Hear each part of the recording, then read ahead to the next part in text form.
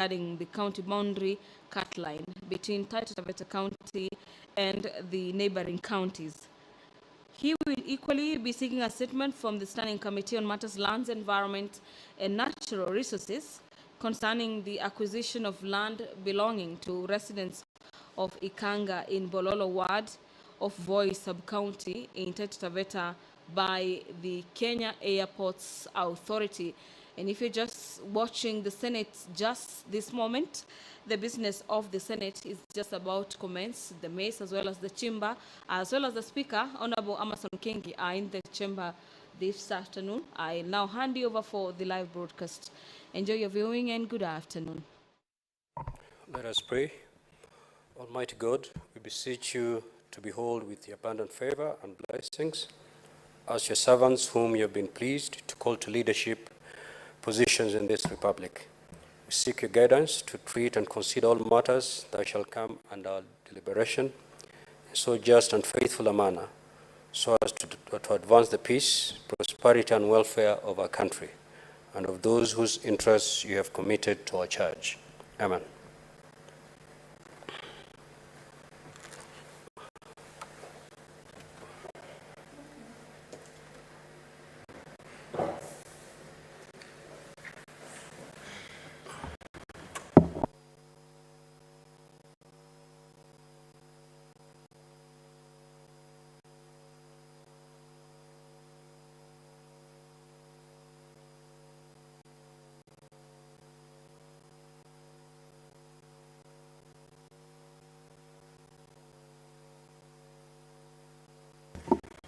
Claude, we have quorum.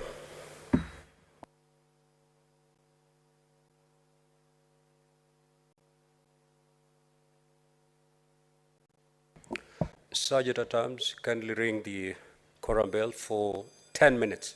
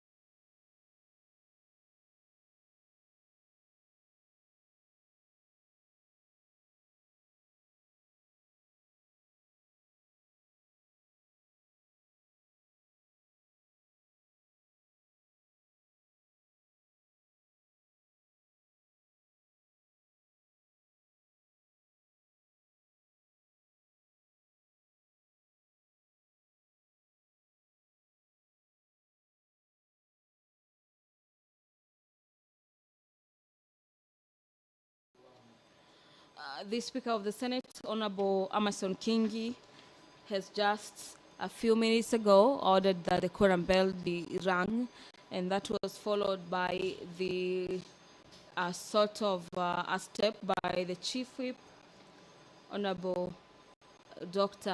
Boni Halwale, who has just stepped out of the chamber to rally members of the Senate who could probably be within the precincts of Parliament to make their way into the chamber this afternoon to allow senators commence business this afternoon.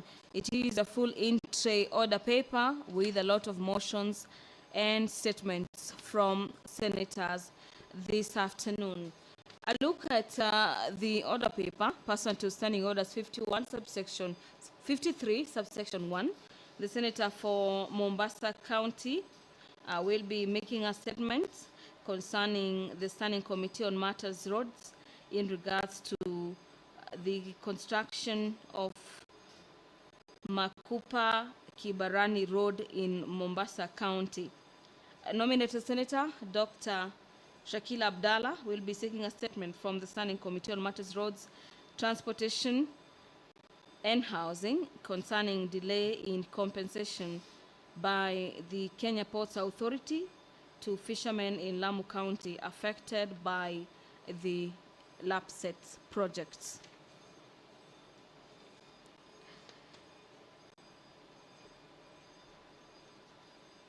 The incessant high electricity cost in Kenya, a motion by the Senator Mohamed Chute, is a motion that seeks to have the Senate, through the Committee of Energy, take inquiry into the contract signed by Independent Power Supply, detailing the costs, capacity, and duration of the contractual agreement and the implications on affordability of electricity into the country.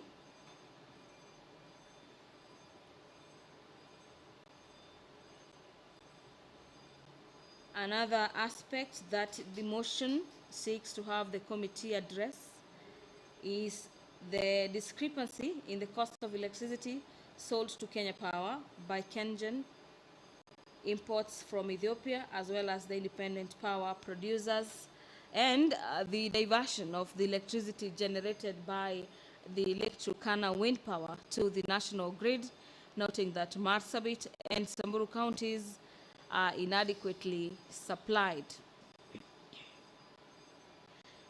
The senator also seeks to have the Ministry of Energy come up with a policy framework aimed at lowering the cost of electricity as a way of addressing the high cost of living, and as well as matters enhancing clean energy by switching the renewable sources of energy such as geothermal power, wind power or wind energy, among others, as a way of reducing the carbon footprint.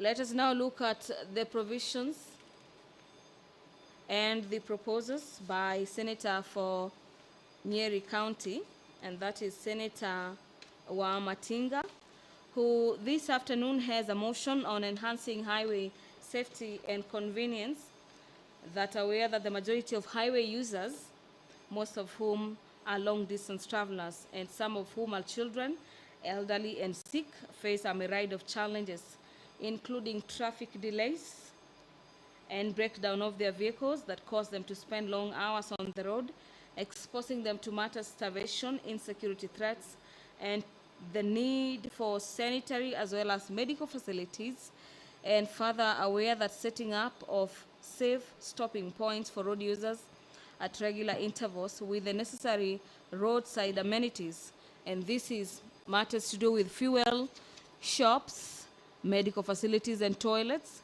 enhancing total travel experience, and the lack of these points making it impractical for drivers to stop as often as they could wish, and this results into driving-related fatigue and a significant contributor to accidents on the highway, and cognizant that the current roadside amenities operated and maintained by the private companies, majorly oil companies, are located in urban centers, while the countryside there is inadequate number offering limited variety of facility. Now, therefore, the Senate resolves that the Ministry of Roads, Transport and Public Works matters held and the Kenya National Highways Authority and the National Transport and Safety Authority to come up with a policy framework to include the incorporation of road reserves for roadside amenities in all highway designs. Another recommendation is the undertaking of a survey to ascertain the specific amenities required but not available on the existing highways and the most convenient locations to develop them. The other and the final proposal is the development of a public-private partnership guideline on the leasing of the road reserves to developers, financing the construction of amenities, and the packaging of incentives to attract investors. Members of the Senate keep making their way into the chamber this afternoon as the quorum bell is still on, signaling that the 10 minutes are yet to lapse, and these are the 10 minutes that were given as a directive by the Speaker, Emerson Kingi, to allow for senators access the chamber this afternoon.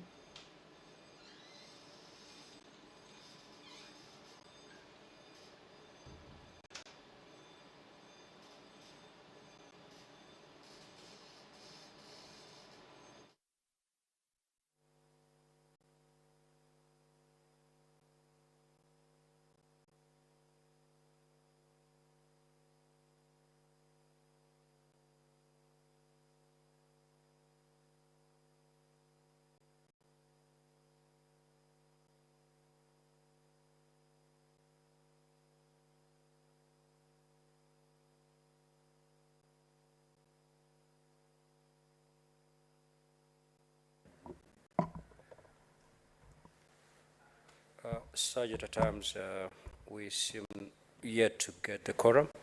Kindly proceed to ring the quorum bell for further 10 minutes.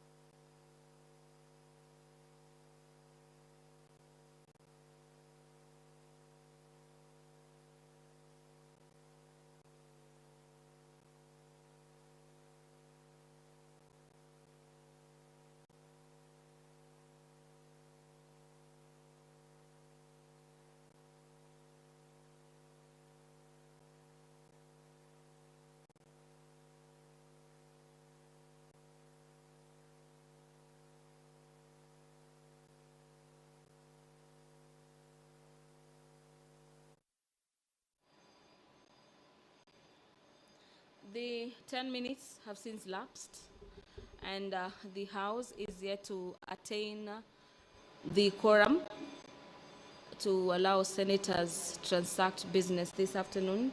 And the required quorum is a total of 16 senators. And the House must get at least 16 members of the Senate to commence business this afternoon.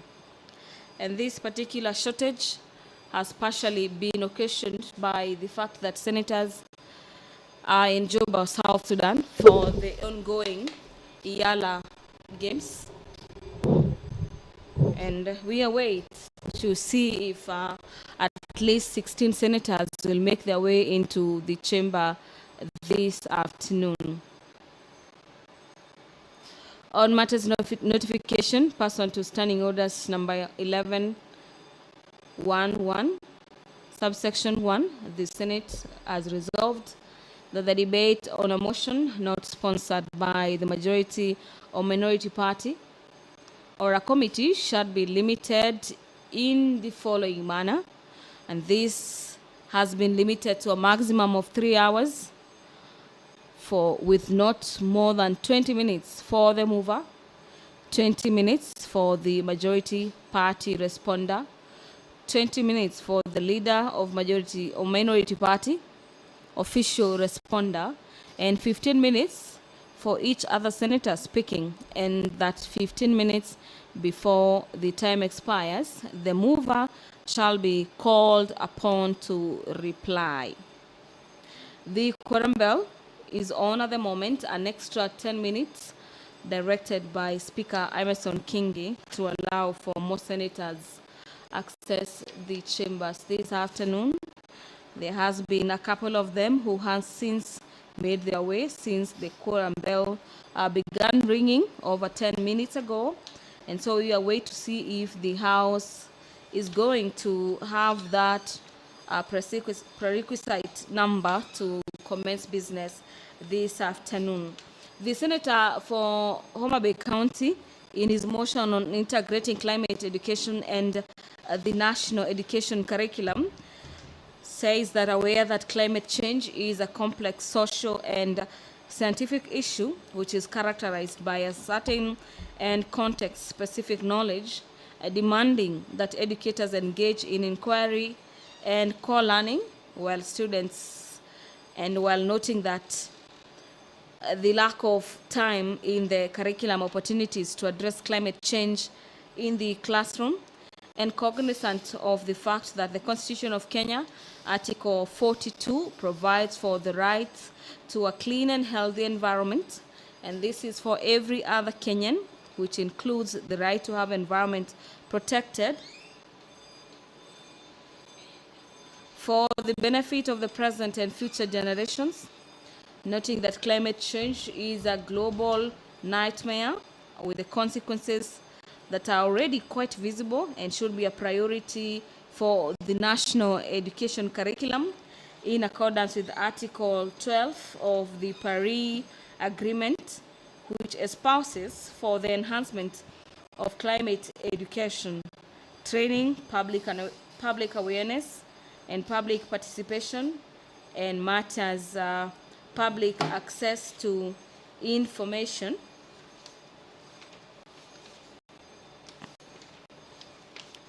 noting and acknowledging that Climate Change Act of 2016 explores mitigation and adaptation at both local and global level, critical and creative thinking and capacity building that will enable youth engage with the information, inquire and understand, ask critical questions, and take what they determine as appropriate actions to respond to climate change. The Senate calls upon the Ministry of Education in liaison with the Kenya Institutes for Curriculum Development to mainstream climate change education throughout formal education systems through integrating climate education in the school curriculum.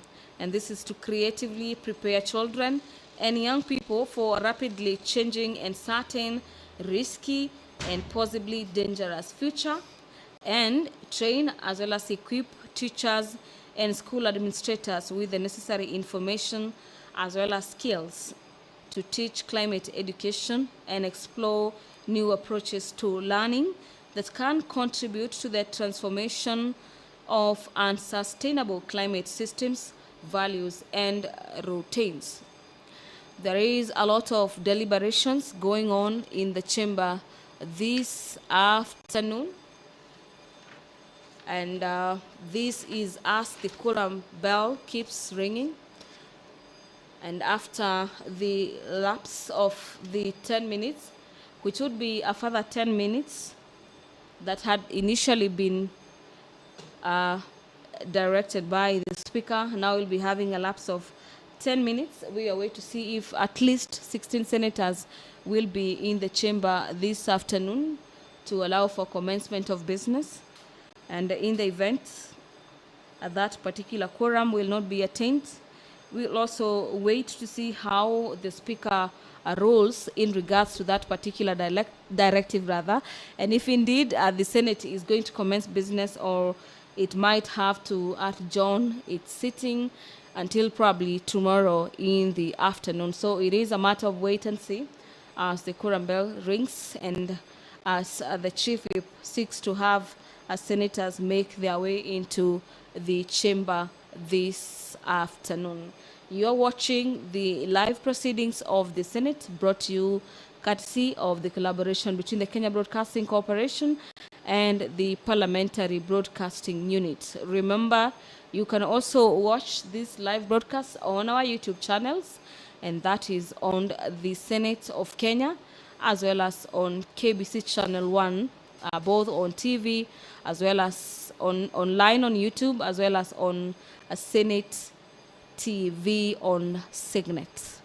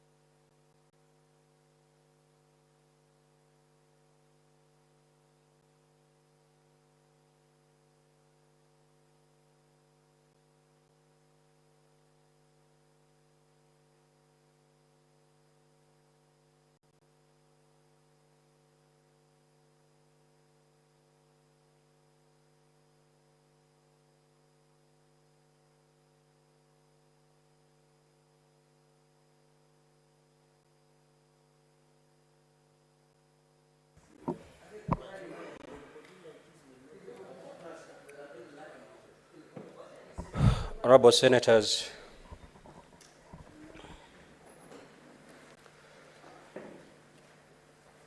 this is what the standing orders provide. Standing order number 39 provides as follows: that the quorum of the Senate or a committee of the whole House shall be 15 senators. Standing order 40 provides as follows: 41. If there's no quorum present when the chair is taken, at the time appointed for sitting of the Senate, the Speaker shall, immediately after the prayer, order the bell to be rung for 10 minutes, which has been done. Subsection 2 of the same standing order provides as follows: if no quorum is present at the expiration of the 10 minutes, the Speaker may direct that the bell be rung for a further 10 minutes. And if there's still no quorum present, the Speaker shall adjourn the Senate forthwith to the next sitting. Honorable Senators, pursuant to Standing Order 40, there being no quorum, the Senate stands adjourned until tomorrow, Wednesday, 30th November, 2022 at 2:30 p.m.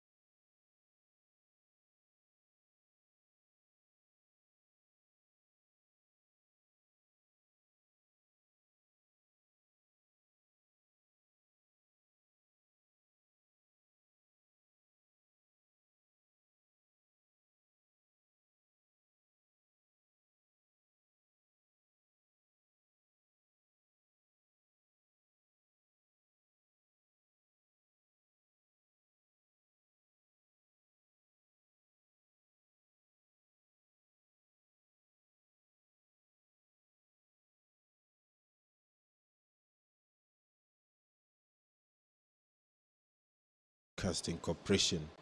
The broadcast is available on KBC Channel 1 as well as Senate TV and YouTube. This afternoon, the Senator for Migori County, Senator Eddie Okech, will make a statement concerning alleged predatory asset-based lending by microfinance lending companies in Kenya. This statement will be made pursuant to Standing Order 52, subsection 1. And pursuant to Standing Order 53, subsection 1, the Senator for Marsabit County, Senator Mohammed Chute, will seek a statement from the Standing Committee on Education regarding the operationalization of the technical and vocational.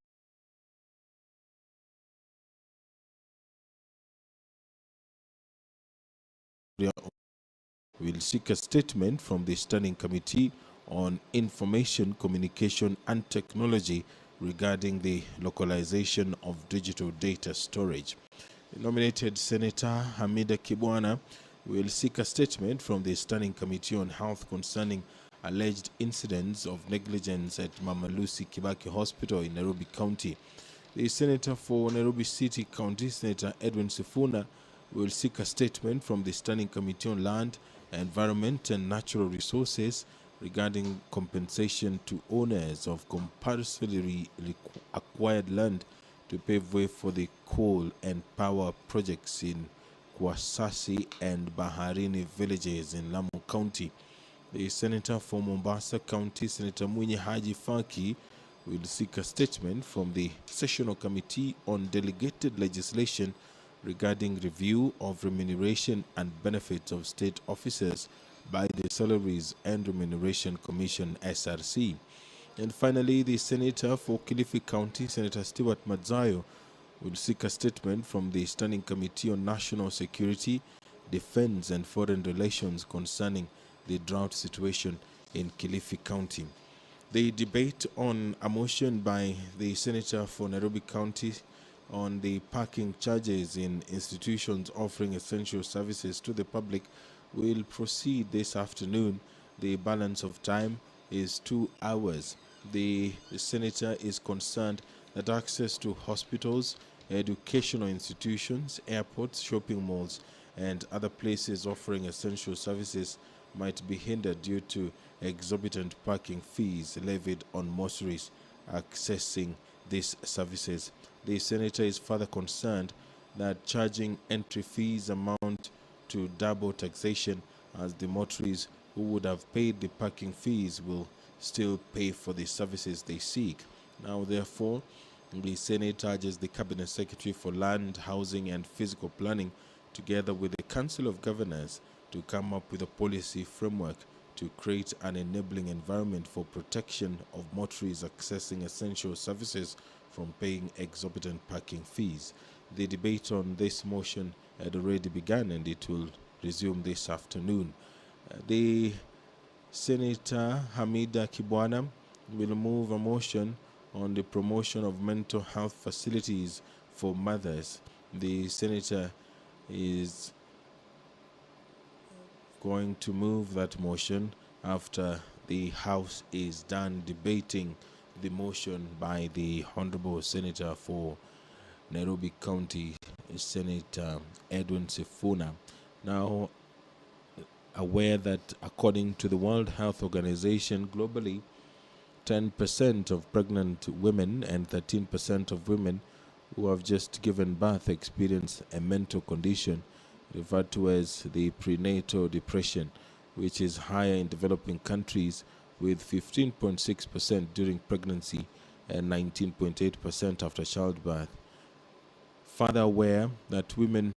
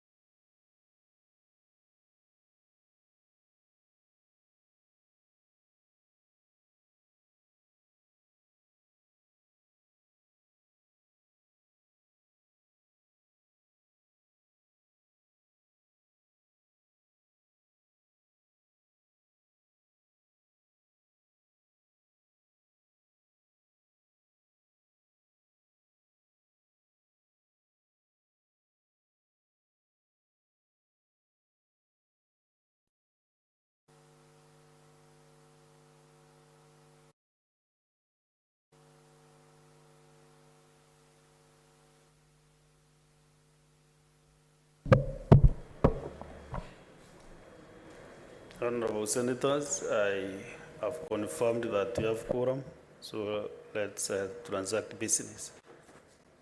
Clerk. Order number 1, administration of oath. Order number 2, communication from the chair.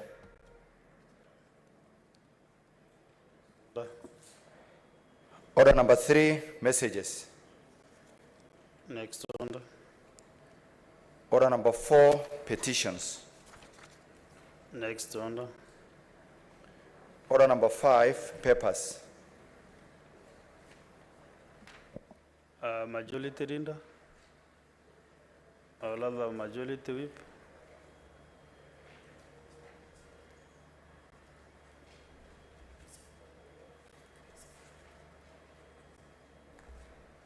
Thank you, Mr. Speaker. Mr. Speaker, sir, I beg to lay the following papers on the table of this Senate. Today, the 26th of October, 2022, reports of Auditor General for the year ended 30th June 2021 on the financial statements of the following. 1. Kajiado County Executive Staff Car Loan and Mortgage Scheme Fund. County Assembly of Kajiado Car Loan and Mortgage Fund, Kajiado County Youth Fund and Women Enterprise Fund, Kajiado County Disability Mainstreaming Fund, Kajiado County Emergency Fund, Kajiado County Alcoholic Drinks Control Fund, Noelel Turush Loitoktok Water and Sewerage Company Limited, or Kajiado Water and Sewerage Company Limited, or Lalaiser Water and Sewerage Company.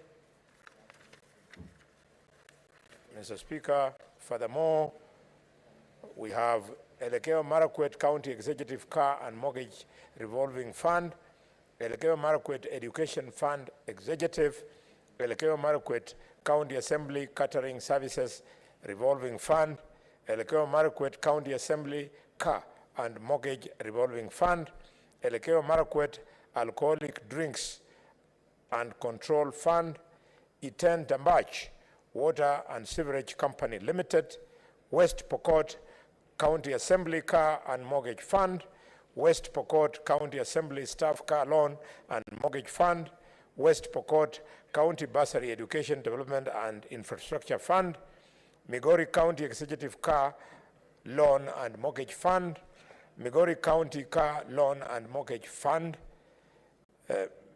for the executive, and then for the assembly. Migori County Ward Development Fund, Migori Water Sanitation and Company Limited, Mandera County Education Bursary Fund, Eluak Water and Sewerage Company Limited, Mandera Water and Sewerage Company Limited, Busia County Agricultural Development Fund, Busia County Alcoholic Drinks Control Fund, Nyamira County Executive Car Loan and Mortgage Fund, Nyamira County Assembly Car and Mortgage Loan Scheme Fund, Nyamira County Education Bursary Fund, Nyamira County Emergency Fund, Nyamira Municipality, Bomet County Executive Car Loan and Mortgage Scheme Fund, Bomet County Revolving Fund, Bomet County Bursary Fund, Bomet Water Company Limited, Kilifi County Assembly Car and Mortgage Loan Fund, Kilifi County Water Scholarship Fund, Kilifi Municipality, and Mr. Speaker, finally, Kilifi Mariakani Water and Sewage Company Limited. I beg to lie. Very well. Thank you. Next order.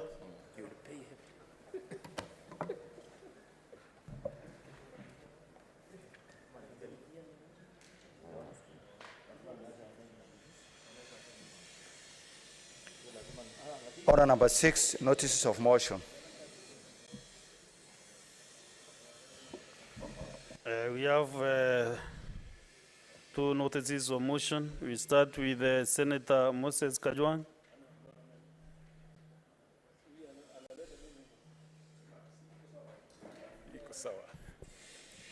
Mr. Speaker, I beg to give notice of motion on integrating climate education into the national education curriculum. aware that climate change is a complex social and scientific issue which is characterized by uncertain and context-specific knowledge, demanding that educators engage in inquiry and co-learning with students, while noting the lack of time and curriculum opportunities to address climate change in the classroom, cognizant of the fact that the Constitution of Kenya, in Article 42, provides for the right to a clean and healthy environment for every Kenyan, which includes the right to have the environment protected for the benefit of the present and future generations, noting that climate change is a global nightmare with consequences that are already quite visible and should be a priority for the national education curriculum in accordance to Article 12 of the Paris Agreement, which espouses the enhancement of climate change education, training, public awareness, public participation, and public access to information, further noting that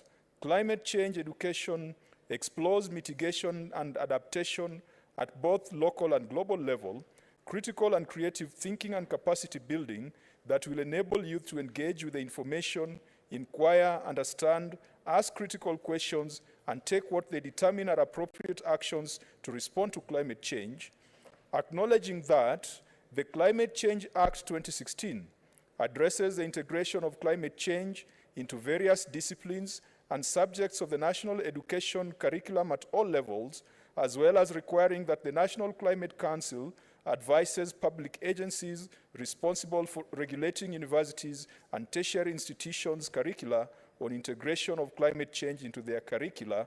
Now, therefore, the Senate calls upon the Ministry of Education, in liaison with the Kenya Institute for Curriculum Development, to 1. Mainstream climate change education throughout formal education systems through integrating climate education in the school curriculum to creatively prepare children and young people for a rapidly changing, uncertain, risky, and possibly dangerous future, and 2.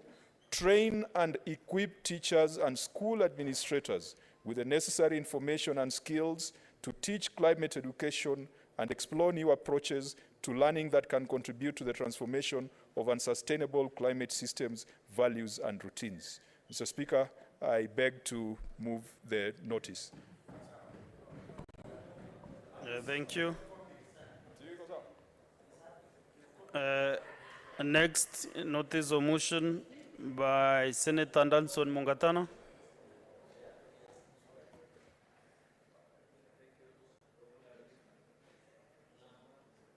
Speaker, Mr. Speaker, thank you. Mr. Speaker, I beg to give notice of the motion, effects of upstream activities on the River Tana to the residents of Tana Delta. Mr. Speaker, that aware that water is a fundamental resource to life, livelihood, food security, and sustainable development, and an economic good, which is critical for the sustainable development of the country. Further aware that the River Tana plays an important role in the lives of the communities living along its banks, including Garissa and Tana River counties, whose main economic activities are livestock keeping, farming, and fishing. Recognizing that Article 43(1)(d) of the Constitution provides that every Kenyan has the right to clean and safe water in adequate quantities. Noting that the residents of Tana River County have perennially suffered from acute effects of flooding and inadequate supply of water to its residents and their livestock, cognizant that the challenge of flooding has predominantly been caused by KenGen's release of huge amounts of water from the Seven Forks Dam, which combine with rainwater from the highlands. Further, cognizant that the hoarding of water at the Seven Forks dams and other significant upstream activities such as irrigation and small-scale dams, limits the amount of water that flows downstream through River Tana significantly, affecting agricultural activities in irrigation schemes such as Bura, Galole, and other small-scale irrigation schemes in the Tana Delta as a result of inadequate water supply to the canals and channel the water to the irrigation schemes. Concerned that limited water supply to the hinterland and irrigation schemes cause severe hunger to the residents of Tana River, death of livestock, and conflicts between farmers and herders, and that floods cause deaths, displacement, and other challenges like waterborne diseases such as cholera downstream at Tana Delta. Now, therefore, the Senate urges the Ministry of Water, Sanitation, and Irrigation, in conjunction with the Water Resources Authority, to 1, conduct stakeholder participation before undertaking any major upstream activity, including construction of dams, before the release of water during rainy season, and limiting flow of water to the River Tana during the dry season. 2, develop a policy in line with the Lyle Treaty of 1959 to guarantee average annual flow of the River Tana. And 3, come up with mitigation measures to the perennial flooding and water scarcity to the residents of Tana Delta. I thank you, Mr. Speaker.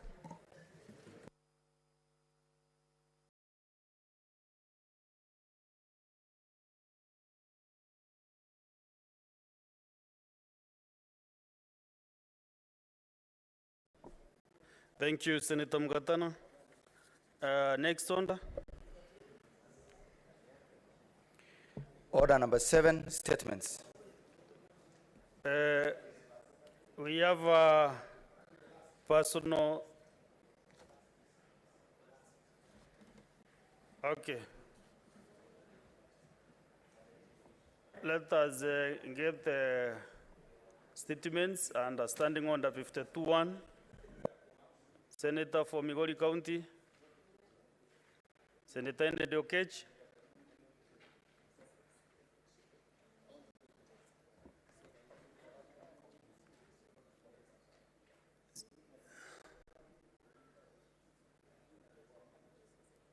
I've called Senator Ndede Okech to give you a statement. Proceed. Are you Dende or we? Sorry? Yes, Senator for Nairobi.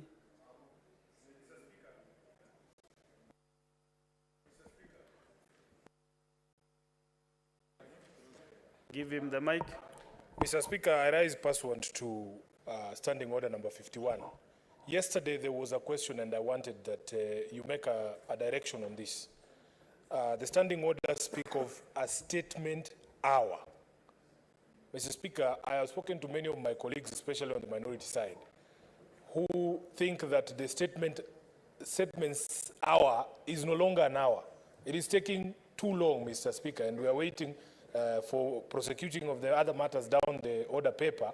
And we find that most of the time, like people who have motions, most of the time, even if the matter is on the order paper, they never get to prosecute the matter. So I wanted your decision, Mr. Speaker, your directive, that in fact, now that we have entered the statement hour, immediately 1 hour is done. Then other statements can be pushed to the next sitting, Mr. Speaker. Thank you.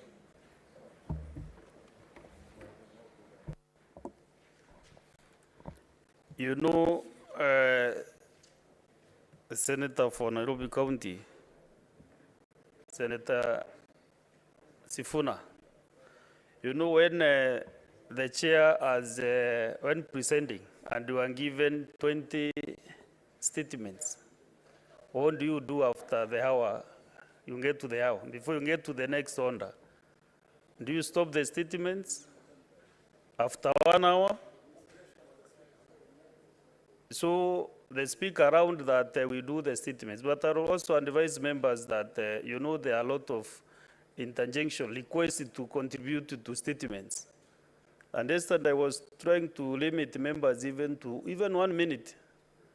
And maybe members, 2 members this side and 2 this other side, But members approaching the chair every time, give us more time, let us contribute. So maybe from today, let us see whether we can stick to the 1 hour. Thank you. Senator Okech?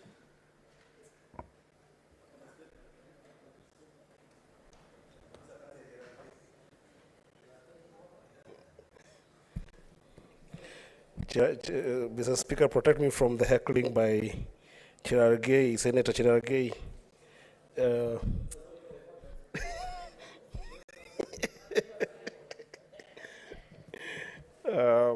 But he's my friend. He likes people from Sondu, so it's okay. Mr. Speaker, I rise today pursuant to Standing Order number 52. 1, to make a statement on a matter of general topic of concern, namely concern over the predatory asset-based lending by microfinance lending companies in Kenya. Mr. Speaker, Kenya has experienced an exponential growth of approximately 80% in the number of micro lending companies for the period of 2016 to about 2022 now. This growth has been as a result of the prevailing unemployment and underemployment levels in Kenya that have led to a significant number of Kenyans turning to get loans to establish businesses and or supplement their meager economic earnings. Mr. Speaker, it is noteworthy that formal banking and microfinance institutions loan facilities remain inaccessible to the average Kenyan due to their lengthy and complicated procedures and thresholds for accessing the loans, which are unfavorable to low-income earners. To make the situation worse, Mr. Speaker, microlending companies offering unsecured loans provide small loans which are not significant enough to finance or establish a relatively good business venture. This has made the average Kenyan, Mr. Speaker, to opt for asset-based loans, with loans backed by collateral of motorcycles and motor vehicles being the most common and attractive form of borrowing today in our markets. Mr. Speaker, microlenders such as Mogo, Watu, Progressive Credit, Tugende, and Mkopa, who took up the space in this niche, are offering their products at exorbitant interest rates, usually averaging between 4.5% per month and about 5% per month, and generally going to about 54% per annum, Mr. Speaker. Therefore, placing the borrowers at a great disadvantage. Needless to say, Mr. Speaker, these exorbitant interest rates, in light of the prevailing economic conditions, result into default on payments and repossession of the buckling collateral assets. With statistics showing, actually, Mr. Speaker, that the repossession rate of motorbikes in our country today stands at an approximate number of 50%. Mr. Speaker, the repossession of collateral assets, especially in cases where at least 30% of the value of the assets have been paid up, is an extremely punitive remedy, and since asset-based microlending companies operate in a limited regulatory space, recourse for the borrower is limited, leaving a majority of struggling Kenyans today at a loss when they lose their assets. Mr. Speaker, these high interest rate loans and the punitive remedies on default only exacerbate the unemployment challenge in the country by significantly reducing net revenues to businesses and leading to closure of businesses in extreme cases, with the end result being that the borrowers get trapped in a vicious circle of poverty, Mr. Speaker. And Mr. Speaker, there's need to protect the average Kenyans that find themselves in such situations of exploitation, to align the underlying contracts to the exigencies of the state and to ethical norms. I note, Mr. Speaker, with concern that the strides made in the regulation of microlenders with the enactment of the Central Bank Amendment Act of 2021 only empowered the central bank to regulate digital credit providers. Mr. Speaker, sir, Chapter 4 of the Constitution of Kenya, 2010, provides for the Bill of Rights for every Kenyan, and for some of those rights include the right to human dignity. Under Article 28, the right not to have their possessions seized, and the right to information necessary for them to gain full benefit from goods and services provided within our borders. Mr. Speaker, Amendment number 9 of 2006 of the Kenya Banking Act introduced the independent rule into Kenyan legislation, which provides that the sum of the interest and the legal costs in respect of the outstanding debt may not exceed the initial capital amount of the contract. If the independent rule is applied, the running of interest stops when unpaid interest equals the outstanding capital balance, and that expenses incurred in the recovery of any amounts owed by the debtor may be recovered. Mr. Speaker, sir, the legislature is known to intervene in certain circumstances by way of legislation designed to protect Kenyans from the harsh effects of transactions induced to benefit commercial interests in disregard of the principles of social justice. I would therefore, Mr. Speaker, like to conclude by appealing to this Senate to call upon the Ministry of National Treasury and Economic Planning, 1, to bring into regulation all asset-based microlending companies replacing a ceiling on the interest rates chargeable on their loans. 2, extend the application of the independent rule in limiting the amount of interest recoverable on defaulted loans by microlending companies, and capacity build before the end of the loan term, basically having the lenders capacity building, do capacity building for the people who are borrowing from them. Mr. Speaker, in view of the severity of this matter, I humbly request that you refer this statement to the Standing Committee on Finance and Budget for further inquiry and recommendations pursuant to Standing Order number 52-3. I thank you, Mr. Speaker. Senator Eddie Gisheru-Okech, MP, Senator from Migori County. Okay. The statement from Senator Eddie Gisheru stands committed to the Standing Committee on Finance and Budget. As what is out of order? Senator Samson.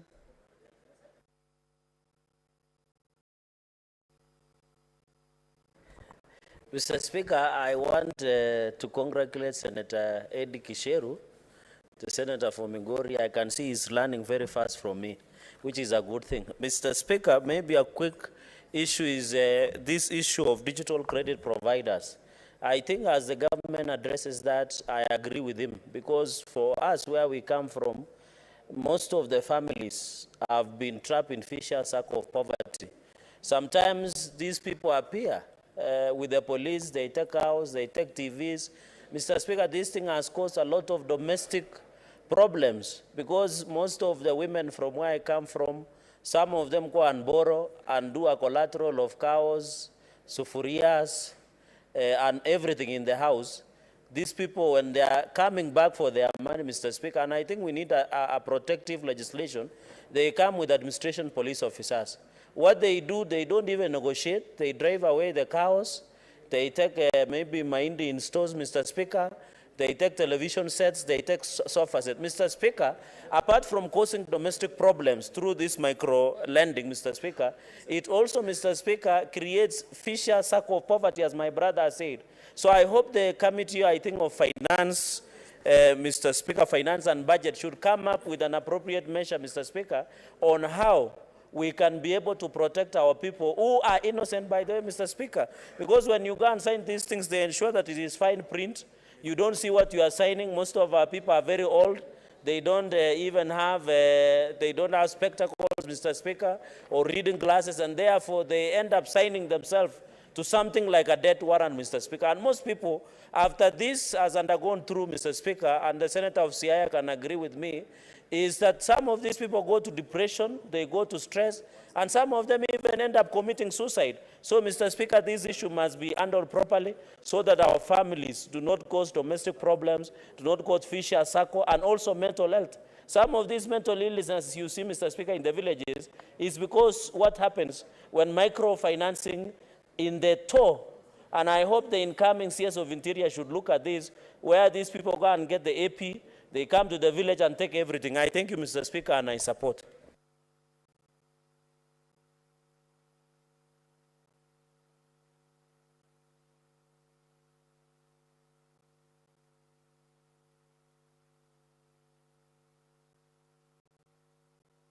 Okay, before we go to the statements and standing on the 53-1, let us get a personal statement from Senator Murkomen.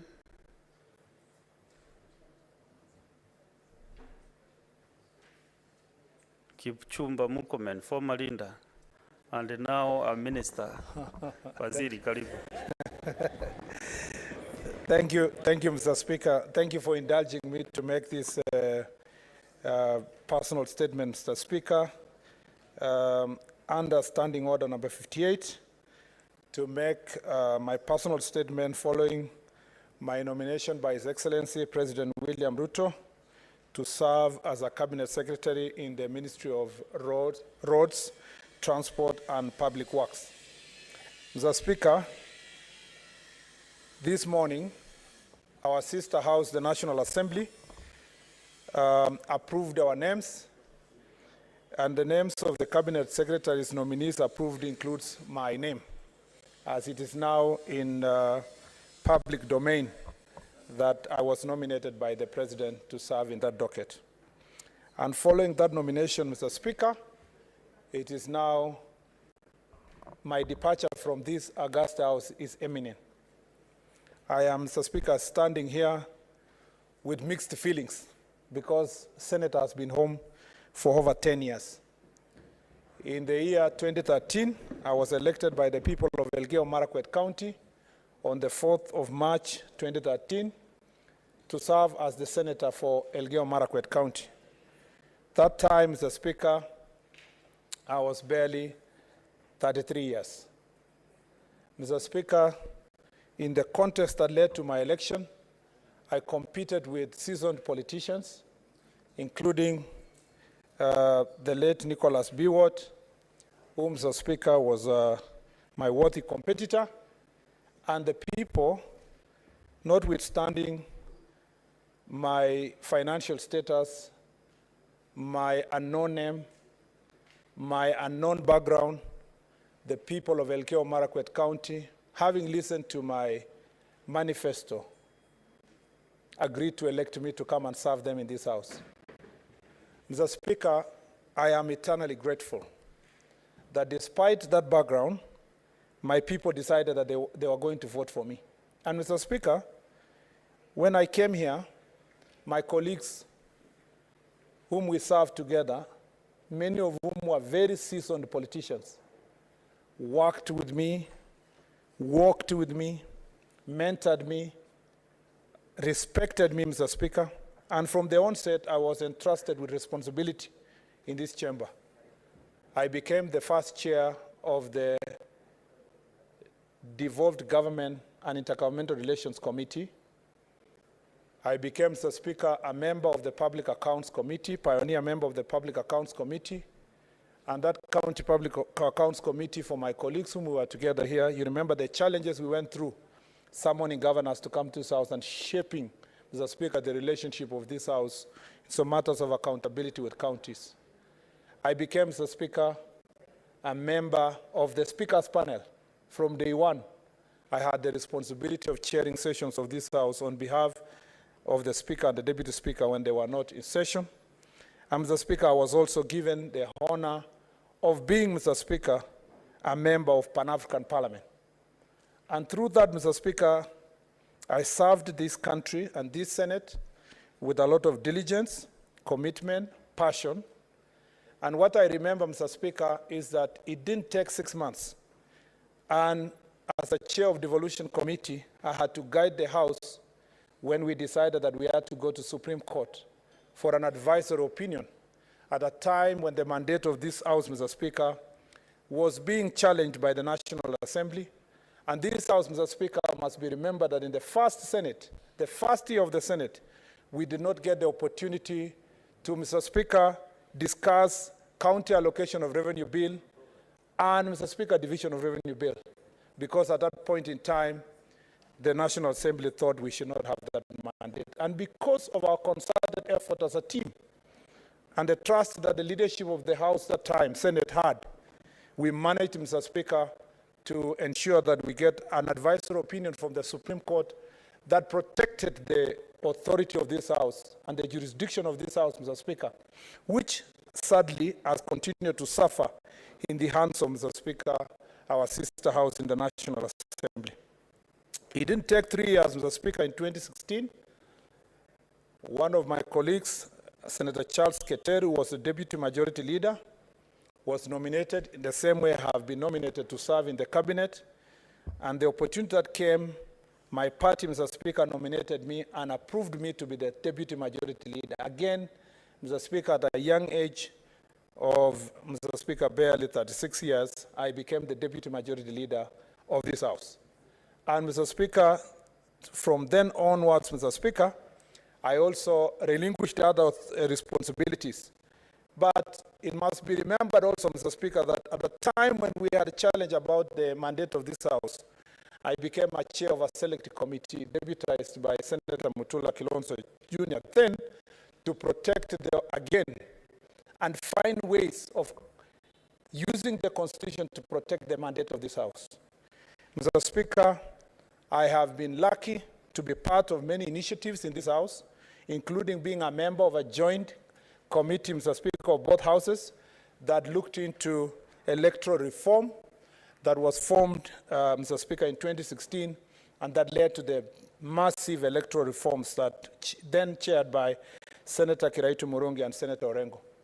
Mr. Speaker, I leave this House having sponsored a number of bills and having pushed many bills as Majority Leader, Mr. Speaker, because I was re-elected in 2017, given the responsibility of being the Majority Leader.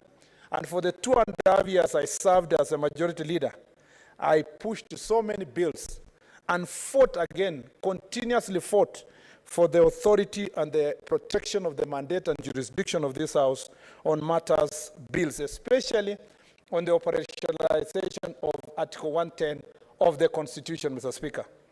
Mr. Speaker, that responsibility required at times to disagree with the executive of the very party, Mr. Speaker, that nominated me. I believe some of the reasons why I was removed as majority leader, apart from other external political reasons, is, Mr. Speaker, I brought to this chamber a 20-page statement challenging, Mr. Speaker, the Nairobi Metropolitan Services as an entity, Mr. Speaker, taking over responsibilities of Nairobi County. The president then might have been angry with me as the majority leader, but I remember, Mr. Speaker, that I swore that I will protect and defend the Constitution.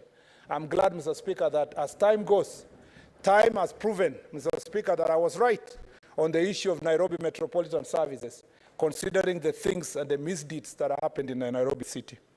Mr. Speaker, there were so many instances here that we had to do things that sometimes we disagree with the executive, privately or publicly.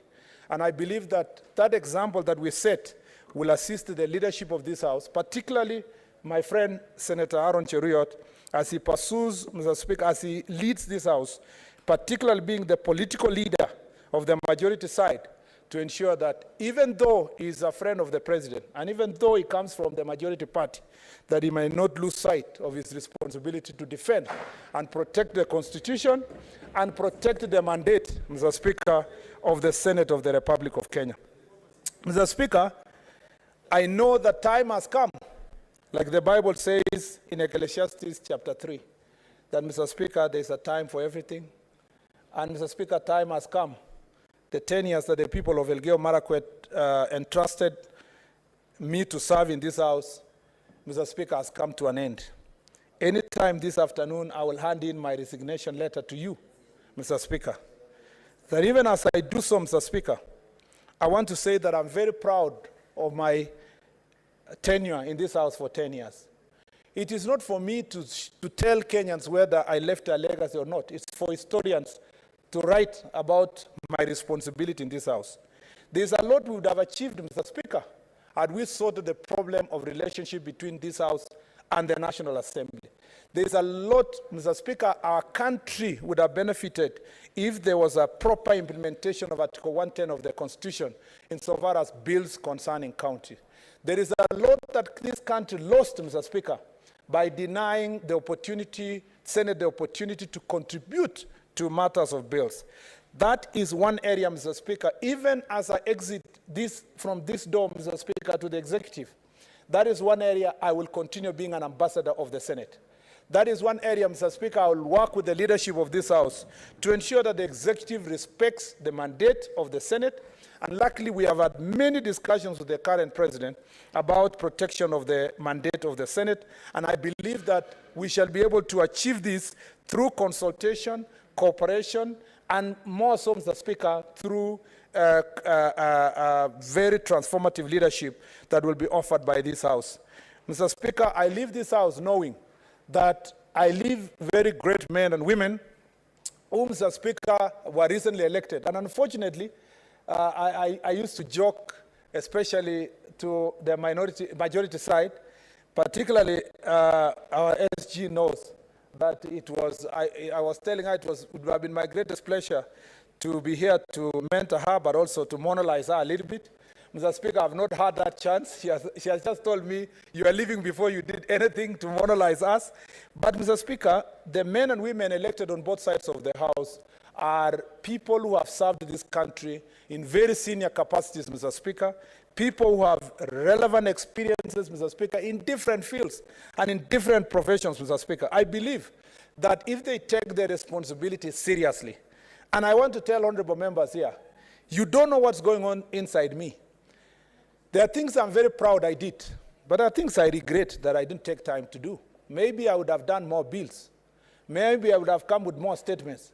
This is a forum, Mr. Speaker, we must be honest to one another, that we are so privileged to be among the only 67 men and women entrusted by the people of Kenya to run the affairs of the Senate. And how many 50 million Kenyans would wish one day they would enter that door? We must never take it for granted, Mr. Speaker. We must make sure that our names are inscribed in the annals of history. We must make sure, Mr. Speaker, that Hansard one day will say there were men and women who came through this door, Mr. Speaker, and as they left legacy in this house. And I think that is a message I want to leave to you, my colleagues. I am proud that inside these chambers, there are colleagues we schooled together. Senator Sigei, who is my legal partner, Mr. Speaker, was a class behind me. Mr. Speaker, the Secretary General of ODM, Senator Sifuna, who was also a classmate of Sigei. So that's the people we schooled together, friends of our generation. Mr. Speaker, I have two students in this house. Senator Cherarke and Senator Chimera, Mr. Speaker, are sitting in this house as my former students. I have also, Mr. Speaker, sat in this house with my teachers. Unfortunately, there are none who are here, but of course, you all know I keep saying here that Senator Kindiki was my teacher and my leader when we were here together. And Mr. Speaker, many other people, including our senior clerk, Mr. Speaker, Eunice Kishangi was my teacher. So this place presents us an opportunity to have everybody a cocktail of leadership, from the senior Uhuru Odinga, Mr. Speaker, to a young Senator Cherarge, Mr. Speaker, and Senator Chimera, gives us that opportunity to transfer leadership and create a concoction of leadership, Mr. Speaker, that is able to assist and make Kenya a better country. Even as I go and serve in the executive, I know that I am removing my political cloth, Mr. Speaker, my otherwise partisan political cloth, that sometimes you must be able to defend your political side. But when I go there, I will be required to serve everybody equally without considering their political side, their political persuasions, Mr. Speaker. And I look forward to visiting all constituencies, all wards, all counties, Mr. Speaker, without consideration of who voted for who, Mr. Speaker, and serve this country to make it a great nation. Mr. Speaker, as I conclude, I believe that the challenges that are before us, Mr. Speaker, are not unsurmountable. It is actually possible to resolve them. Number one, we must pursue, Mr. Speaker, a full implementation of Article 110 of the Constitution. The case that is pending in the Supreme Court, Mr. Speaker, we must take in the goodwill of having a former senator, an immediate former senator of Bungoma, serving as the Speaker of the National Assembly, and having, Mr. Speaker, Senator Cheriot, his colleague and his friend, being the majority leader here, and having, Mr. Speaker, yourself and the Speaker of this House. All of us must be able to sit down, both sides, Senator Matzayo leading the minority side, and, Mr. Speaker, hammer an out-of-court settlement, a consent, Mr. Speaker, recorded at the Supreme Court. My dream is not to withdraw the case, but to have a consent recorded, Mr. Speaker, on the operationalization of Article 110 of the Constitution. That way, we will respect the mandate of the Senate. Number two, Mr. Speaker, in the immediate period that is before us, we must be able to ensure that the Senate has an oversight fund. If you look at senates in the world, all parliaments in the world, including the United States, where citizens sometimes accuse senators of having a lot of salary in this country. It is true that salaries of the US senator, Mr. Speaker, might be modest, but look at the support system they are given behind, Mr. Speaker. It runs into millions, because they are facilitated to have public participation with their voters. They are facilitated to carry out audit reports. They have even tickets to fly to their counties and come back. Mr. Speaker, we are not asking the favor. The Senate is not asking for a favor. It's asking, Mr. Speaker, that the Senate and senators be facilitated to perform their responsibilities. Even if, and I know, because I've interacted with many senators here, none of them is asking to be given money to manage. They want money be given to Senate, Mr. Speaker, and be allocated to their constituencies and counties for them to go and do public participation audits, Mr. Speaker, to make sure that the resources that are given to counties will make sense. I will ensure that I incorporate the intergovernmental relations requirement in my leadership in the executive to make sure that the working relationship between counties and national government is achieved for proper accountability, Mr. Speaker, and proper use of the resources. Finally, Mr. Speaker, I believe that the challenge we must surmount in this chamber, and I've seen it before, we must ensure that we work bipartisan.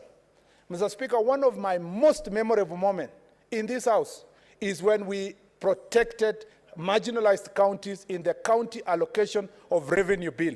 Mr. Speaker, countless times in this House, we sat together, all of us from both sides of the political divide, and Mr. Speaker, crossed the floor to interact and persuade each other to make sure that when it is national interest, there will be no, Mr. Speaker, Azimio, and there will be no Kenya Kwanza. There will be only one Kenya that will be able to produce results to protect the citizens of this republic.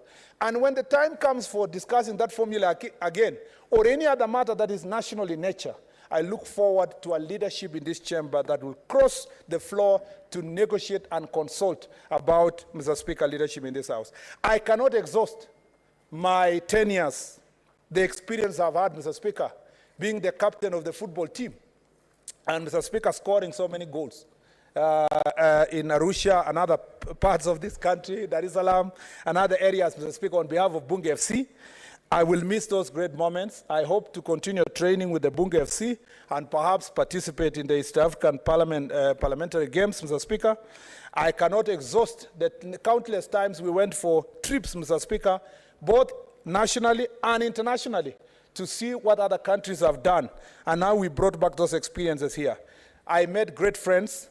Unfortunately, I have not had enough time to interact with the current lot of senators, but I look forward to coming back here anytime I am summoned, Mr. Speaker, including almost summoning myself, so that I can participate with colleagues here to ensure that the ministry I'm going to head is meaningful to the people of Kenya. To the people of Elgeyo-Marakwet County, I am forever grateful. To my family, Mr. Speaker, my wife and my 4 little children, Mr. Speaker, I am forever grateful.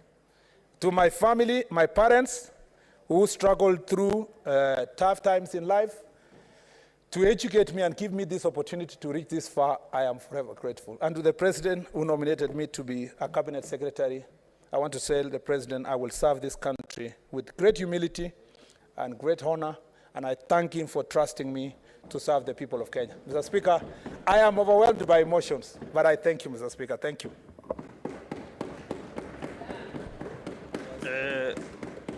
Thank you, Senator Kipchumba Murkomen.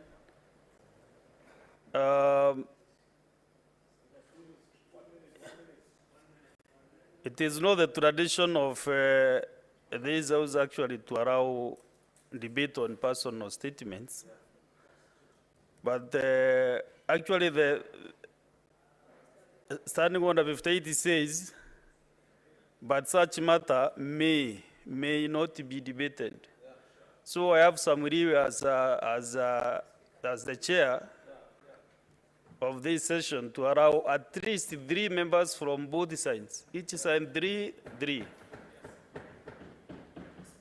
And today I want to start with our elder, Senator Oburu Odinga. Let us hear your voice. Yes. Yeah, thank you, Mr. Speaker, sir, for the opportunity to, first of all, congratulate our brother, Honorable Murkomen, for the appointment as the Minister in charge of roads. Murkomen has been an outstanding senator. I have not been in the Senate with him, but being a member of the East African Legislative Assembly, I used to hear a lot about his contributions in this House. And I would not like to say a lot, but Mr. Speaker, I would only like to urge Honorable Murkomen to do what he has said. He has said he is not going to be partisan in dispensing services to the people of Kenya. And I hope, Honorable Murkomen, the way you have been acting, we hope that in your new endeavors, you will offer services to the people and you will forget about elections. Elections are over and it is time to work. It is now time to fulfill all the promises which you made to the Kenyan people. When you do that, we are not going to pull your leg. We are only going to oversight you to make sure that you don't deviate from what you said, you promised to do. But as long as you are working for the people, we shall be with you and we shall encourage you to continue to serve the people of Kenya. So, Honorable Murkomen, I don't have much to say, But please talk to people who are still creating, campaign moods by even trying to lure some people from our side and telling them to come to your side. That they are trying to weaken the opposition. They promised that they will not do handshake, that they will want a strong opposition to deal with, to oversight the government. So when you are talking to leaders and saying, we don't understand you, why are you not coming to us? Why are you not talking? That is not the way to go. I think there must be opposition, there must be people who are on your side, and there must be people who are on this side, and let us all work together in the interest of the Kenyan people. Thank you, Mr. Speaker. Thank you, Senior. Honorable Senators, let us take at least 2 minutes so that we can make some progress. Senator Keloche Tabitha.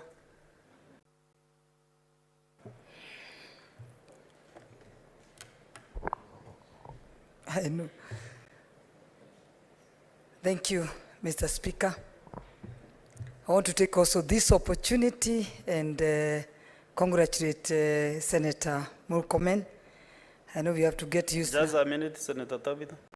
Senator Kajwang Moses, are you on a point of order or maybe... Okay. Close in, Senator Tabitha. Yeah. Also, I want to take this opportunity and thank Senator Murkomen for his new appointment as Waziri of Roads. I know we'll get used now to calling him Waziri of Roads soon. So congratulations, Murkomen. You may never know. Me, I'm very new in this house. I've been an outsider. You may never know, so I'll talk on behalf of the outsiders, that we all knew that we had somebody we could rely on when they were in this house. Anytime, like me, I know I've gone through a lot of challenges, but anytime I was going through those challenges, I know you always called me and assured me that you are behind me and the support that you always give me.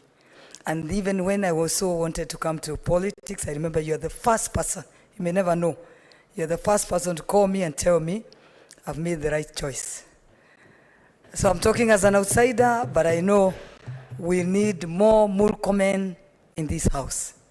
As we continue doing whatever we'll be doing in the next 5 years, remember, the outsiders look at us. And me being one, I knew Murkomen was one of those people that Kenyans relied on.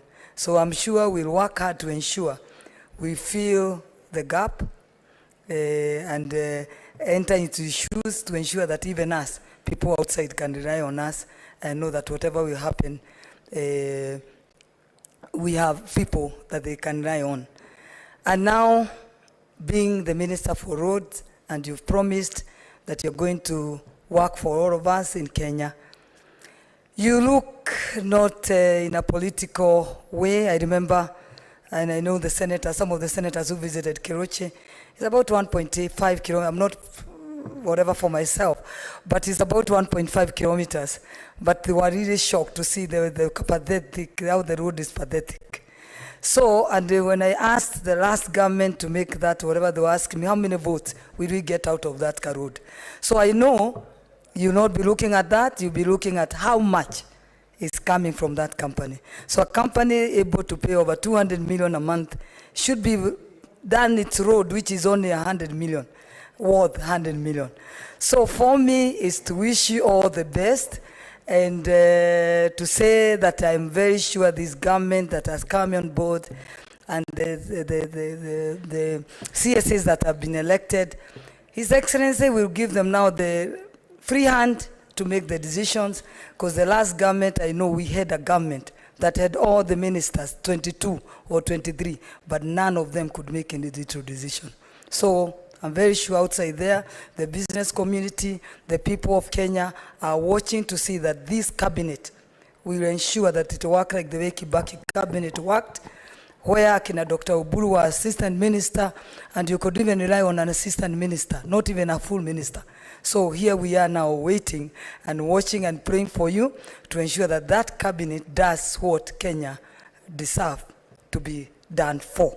Is it business? Is it creation of the jobs and ensuring that you serve everybody, not not looking at who elected you and who didn't elect you. So Murkomen, congratulations, keep it up, and I know now we'll feel the fire when it comes now to the fire that you've come out with from here as a member of Senate.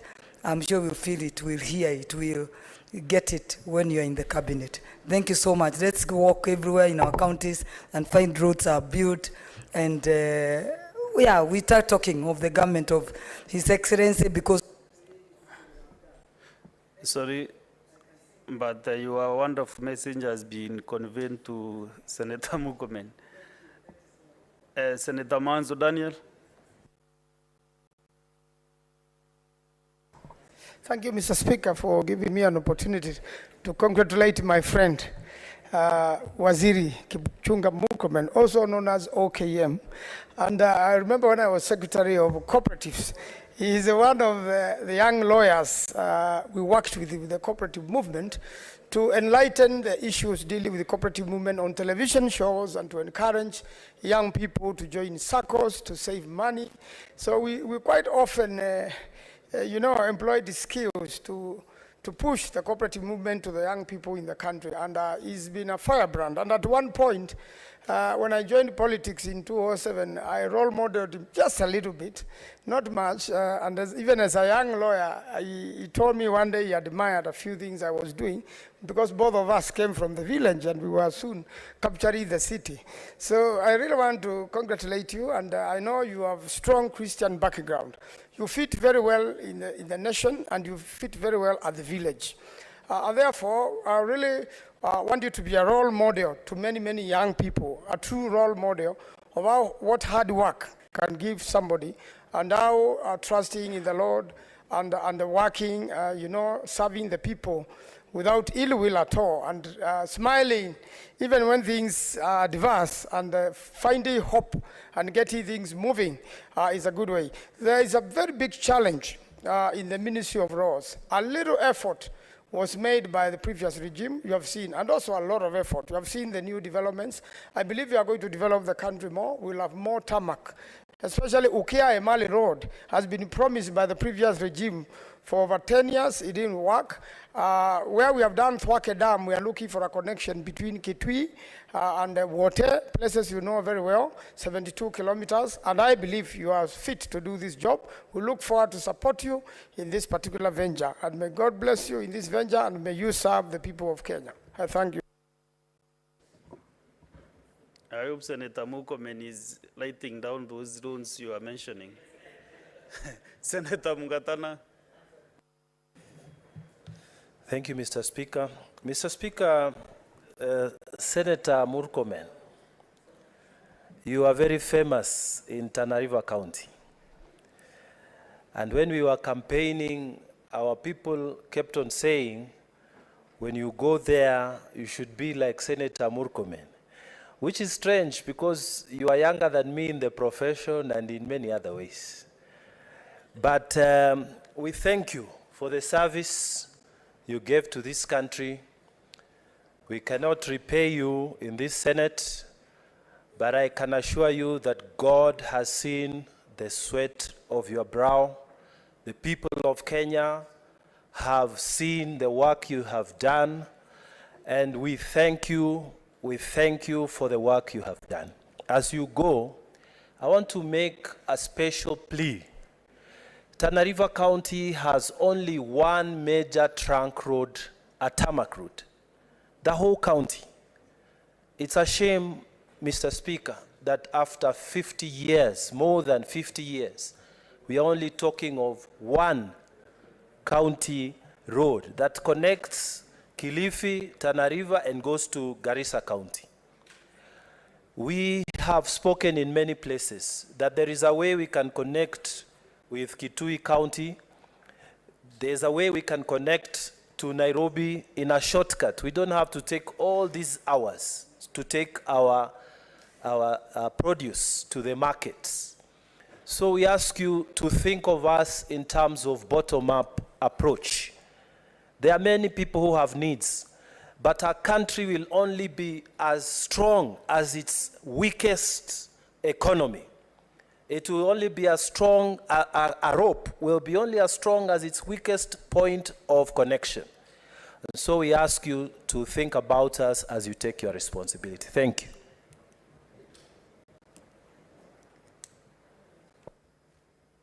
Senator Onyonka Richard. Thank you, Mr. Speaker. This is very interesting because I have known Honorable Senator Murkomen for quite a while. Mr. Speaker, I happen to have a small advantage that I've actually been in this parliament for the last 23 years. When the Senate started, he came out as one of the very articulate, intelligent young people who actually gave youth its very good face. We highly respect you. I personally respect you because I've worked with you. Remember once we were working together with the president now. Please remember that the expectation is going to be very high. The reason being that if you come to Kisii, my brother, you'll see that some roads have been half done. Other areas have got 200 kilometers done in one constituency, and yet in others you'll find there's 16 kilometers done. I believe that you will be dignified enough to be fair and reasonable to most of these areas. If you look at Kisii, as the county that I represent, Waziri now, Murkomen, I hope when you come there, please engage the members of parliament, your Senate colleagues, so that we can walk around and show you some of the issues that are disturbing our people. Otherwise, I congratulate you. I think you will do well. You've so far done well. And I'm happy to also be emotional with you and saying, wish you well, perform well, and may God bless you. Thank you. Thank you, Mr. Speaker. Thank you. Thank you. Senator Wamatinga Wahome. Thank you very much, Mr. Speaker, sir. Mine would be a very, very short one. I would surprise everybody that when Senator Murkomen came to Nyeri County and campaigned for me and said this is the right guy to be the senator, people of Nyeri said, if you're going to be like Murkomen, we are going to elect you. Now that you've not taken long enough here for me to learn from you, I would want to wish you the best. I know you're good and you're cut for the job. I know that you'll have a very big challenge because you have the both, number one and number two, they are workaholics, they are workhorses. I know they'll drive you, but I know that you have what it takes. Mine is to wish you the best. I know that you have what it takes, and congratulations for the new law. We'll be praying for you. When you come around, please come and check on us and tell us how we are performing from out there, because some of us, even being older than you, we know that people talk about you. You've built a name around you. People have seen Senator Murkomen as a beacon of hope, and they want us to copy you. Thank you very much, Mr. Speaker. Honorable Senators, I can see still there is a lot of interest in wishing our brother Senator Murkomen well wishes. I will give more members.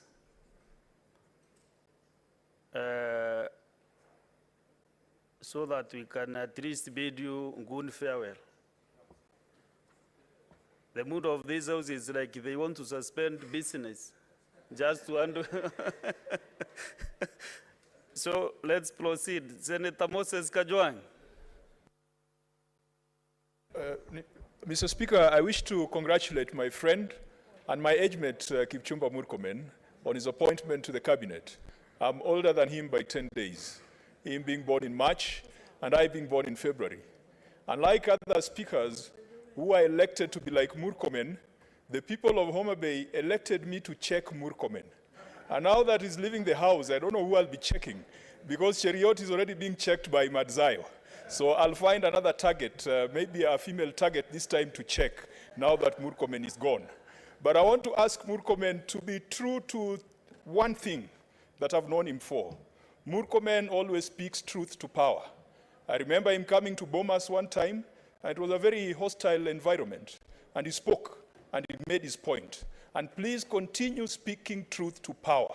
There is no perfect or excellent government, and when things are not going wrong, please exercise your free will and your mind that we have come to get us accustomed to. Secondly, I pray, Senator Murkomen, there's a petition before the Roads Committee, and I pray that you'll get an opportunity to come to Homa Bay County. Mr. Speaker, this gentleman came all the way to Homa Bay to help me bury my mother at a time when people thought that my side of politics was contagious. I want to thank you for that. And the people of Homa Bay are saying, bring your friend Murkomen, let him visit Mfangano, let him look at Mfangano Ring Road, Rusinga Ring Road, let him look at the ferry linking the islands, let him look at the missing link of the Lake Victoria Ring Road, and because he's a football lover, let him in his time as a CS for roads, give us the Gor Mahia ring roads in Dhiwa, where Senator Beatrice comes from. Kipchumba Murkomen, if you do that, our people will love you, and perhaps there will be some returns for you later on. But more importantly, continue being as simple and as humble as you are. We have been colleagues going for joint interviews on TV, and Mr. Speaker, I can tell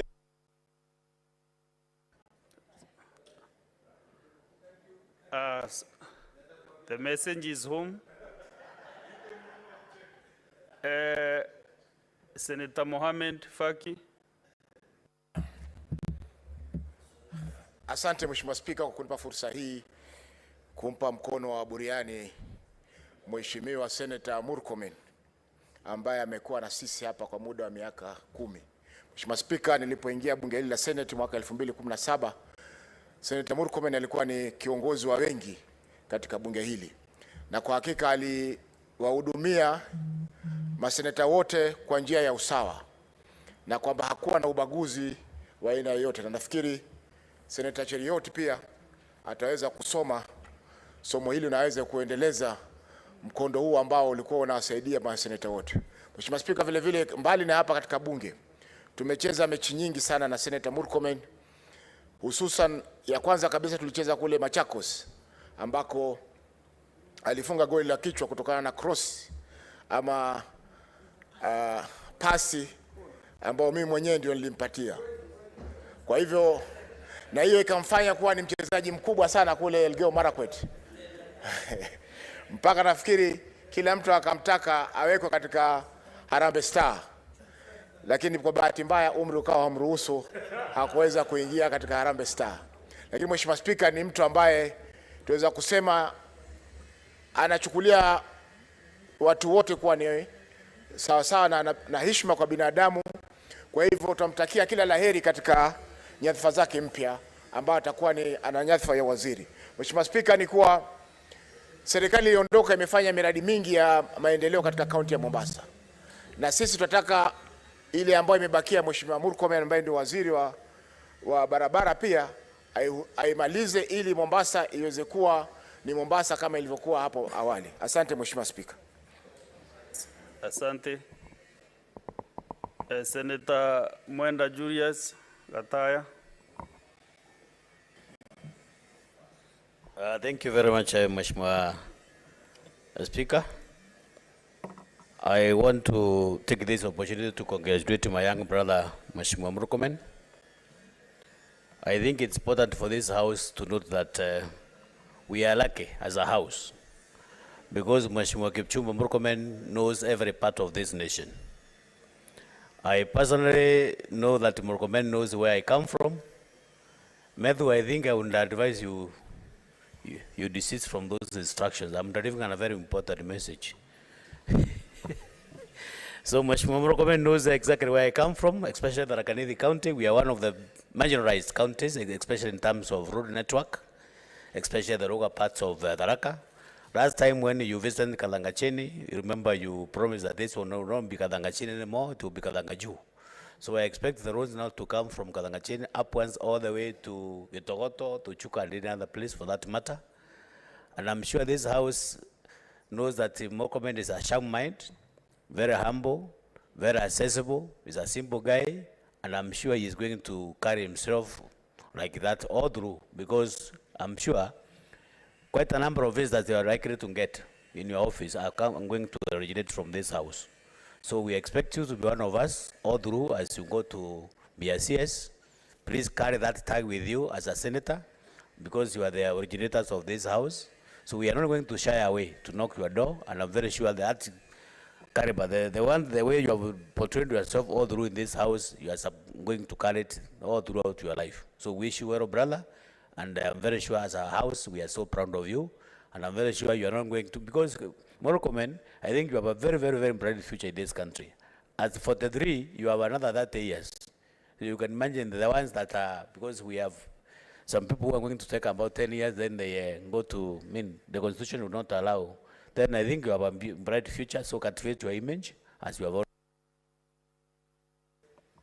Senator Sigei Hilali.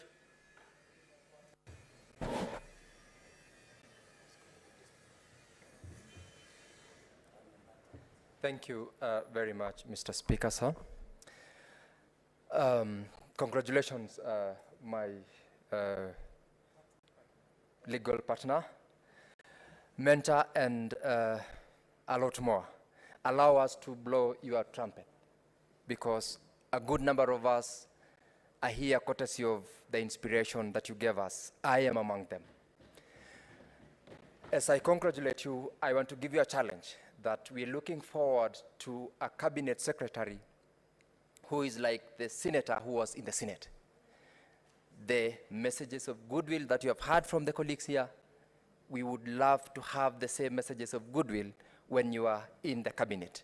I am happy that you have in your speech here told us that you will be a non-partisan cabinet secretary who will do the best to the people of Kenya.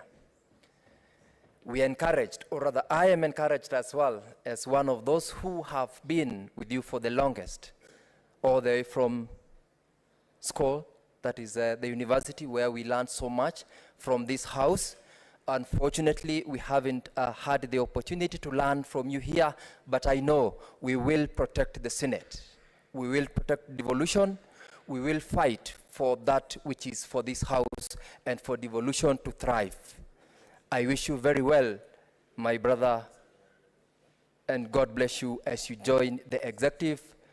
For the next couple of years, we look forward to seeing greater things that you will do for the people of Kenya. I thank you, Mr. Speaker. Thank you. Thank you, Senator Okongo Mogeni.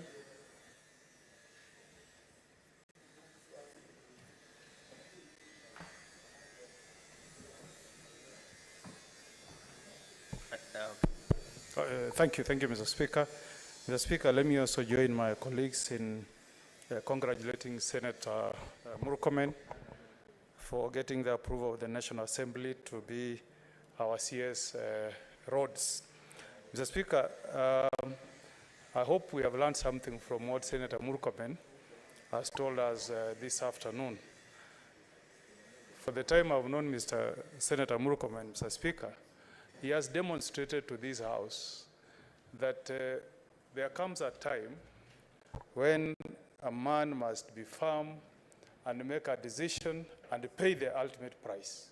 Mr. Speaker, I was in this House, Mr. Speaker, when Senator Murkomen made a decision that did not go well with the president of the day, and he lost his seat as the leader of majority. But Mr. Speaker, that did not end the dreams that Senator Murkomen had of continuing to serve the people of Murkomen, of Elgeyo Marakwet. Instead, Mr. Speaker, God has even blessed him more. He's moving on to become a CS Rhodes. Senator Murkomen stood with us, some of the counties that were losing when we were dealing with the division of revenue. Perhaps to be on the right side of the powers that be, he would have deserted us and we would have lost. But Mr. Speaker, he stood with us, and the people of Nyamira are forever grateful that you stood with us, and in the process, you assisted us to return 600 million shillings to the county of Nyamira. May God bless you. As you go to this Ministry of Roads, I hope you will tackle the cartels. Senator Murkomen, so many roads in this country are unmarked. So many contractors have been paid for work not done. The road from Metamayo to Nyamira as a sector of about 1 kilometer that was never tarmacked, yet the contractors have been paid. I hope, Senator Murkomen, you will be able to tackle the cartels in that sector, and we look forward to you being a very good ambassador of this Senate. Please, if you can put a word to His Excellency to deliver this consent of our matter that is. Thank you. Senator Abbas.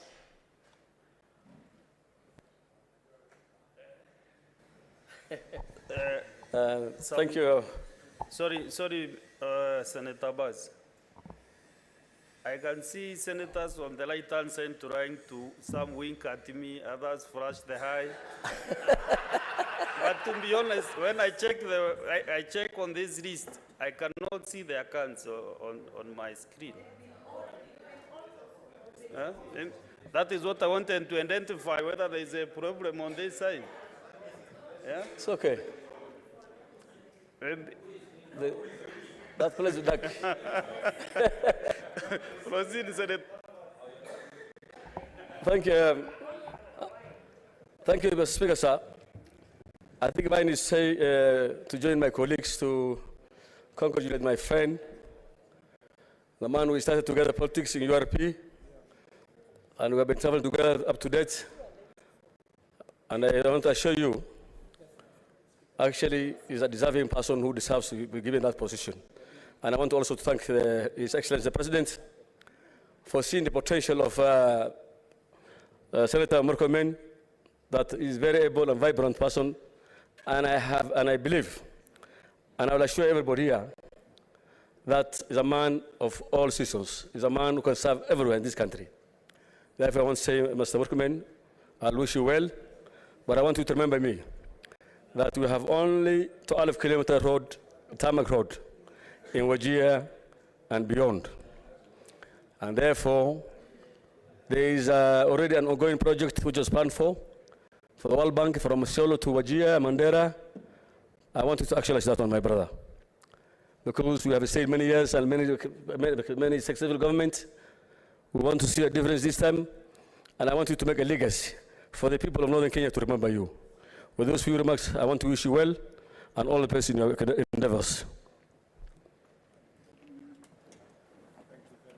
Thank you, Senator Otsosi.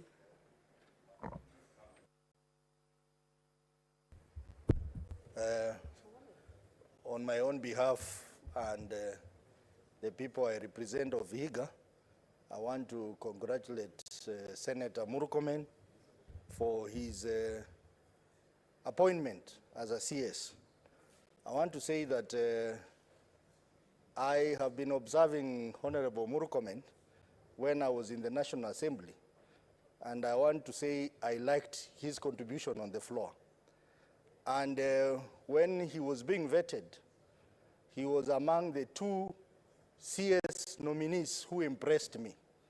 I think Honorable Murkomen and Honorable Moses Kuria. They seemed to have an adequate understanding of the respective roles that they were going to perform. But most importantly, Senator Murkomen has been part of the process of nurturing devolution in this country. You remember he was part of the task force that birthed the devolution that we have. And we know he has been very passionate about it.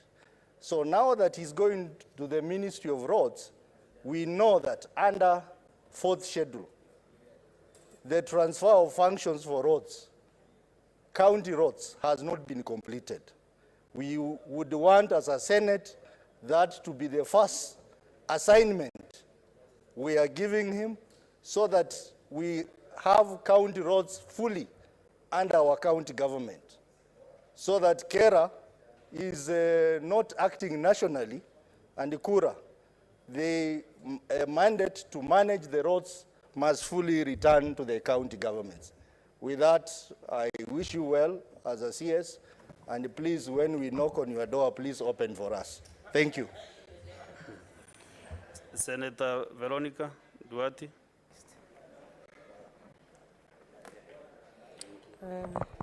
Mr. Speaker, let me take this opportunity to congratulate one of our sterling performers as a senator, as a politician, as a seasoned advocate, accomplished in every sense of that word.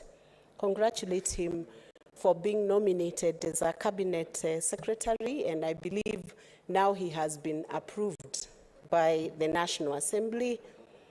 I think the contribution you have done to this nation in democratic space is something that has left a mark in the history of the Republic of Kenya. As the UDA party, we are very proud of you. The kind of contribution we have seen you do across the whole nation is something that will be etched in the memory of very many people, especially the young people who have been watching you, who have been reading your tweets every morning. I noted that you are one of the leading tweeters in this nation. When you tweet, everybody follows and everybody is reading and everybody is circulating. And that speaks of the kind of influence you have had in the democratic space in Kenya. You are going into a new zone as a minister for roads. We are looking up to you, Senator, because there are many, many things that need to be done in our infrastructure in this nation. I do not want to quote the two thieves who were crucified with Jesus, because you are not being crucified, but there was a good thief and a bad thief. And the good thief said, when you get there, remember the people. You know, the Hustler Nation is watching you, Kenyans are watching you, that we bring forth the performance that we have promised to the nation of Kenya. We are looking forward to a sterling performance as a cabinet secretary, and we know that you will not fail. You will be successful together with all the other cabinet secretaries who are approved today by National Assembly. Congratulations once again, and we wish you God's blessing. Thank you. Honorable Senators, at this juncture, I think you will allow me to give two more members, and especially the leadership now, so that, because we have some other business. And Senator Murkomen, you know these people want to wish you well, and just accept that all of them have wished you so best wishes, including myself. Yeah, it's only that I cannot be able to debate from here, but I'll do that one time.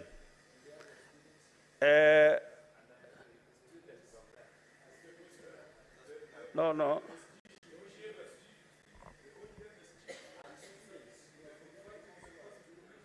I'll give Senator Duro.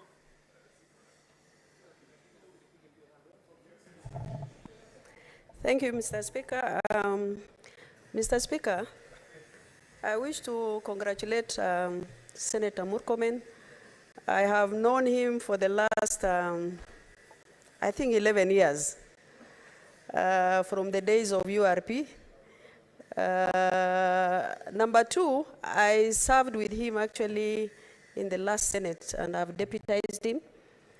Senator Murkomen is a very kind leader who is very respectful, very social, very encouraging. And I think if I stand here and praise him, maybe I might take some hours. But I want to tell him that we are really happy that he's going to join the other side of the House. I have even traveled all the way to Elgeyo Marakwet with him to address even County Assembly of Elgeyo Marakwet one time. Mr. Speaker, I want to tell Senator Murkomen the sky is the limit. You are young, and I'm sure you're one of the youngest ministers that have been appointed. You understand the challenges of this House. You have been passionate about devolution. As for Isiolo, we have only one tarmac road that has not been finished for the last 6 years, which is Isiolo Kina Garbatula. I hope you will help us to finish that road, and maybe we'll come and discuss. And I hope you will serve us as this house, non-partisan, to make sure that we are really proud of you as being one of us. We wish you all the best. We will support you in your endeavors. Thank you so much. Majority Whip, Senator Dr. Boni.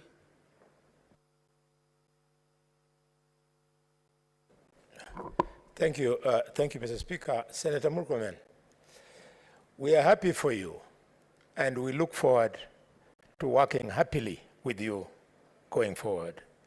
I remind you, 31st of December, 2018, when you came to the land of bullfighting at 6:30 in the morning, and you found 60,000 people waiting for you, and then Deputy President, who is the President, the day when the Luo community made a decision to walk a different path. When you are appointed a minister, my brother, all the 60,000 people you saw were happy, but for only one reason: that you will ensure that the road from Lurambi to Shikoti to Nambacha, mpaka Musikoma will be completed. That you will ensure, Minister, the road from Iwokolo to Indangalasia to Shianda to Maraha, all the way up to Nabaholo will be completed. That you will ensure all those roads were started by the current president. The road from Ekoli to Kimanget to Malaba to Samizi will be completed. But most importantly, the village where I was born.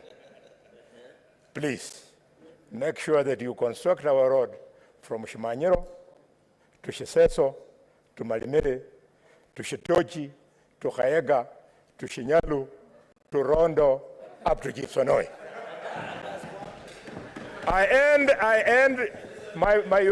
Mr. Speaker, sir, I end by reminding Senator Murkomen, even if you will never do anything in your public life, you've already met your mark. The electronic voting laws that saved this.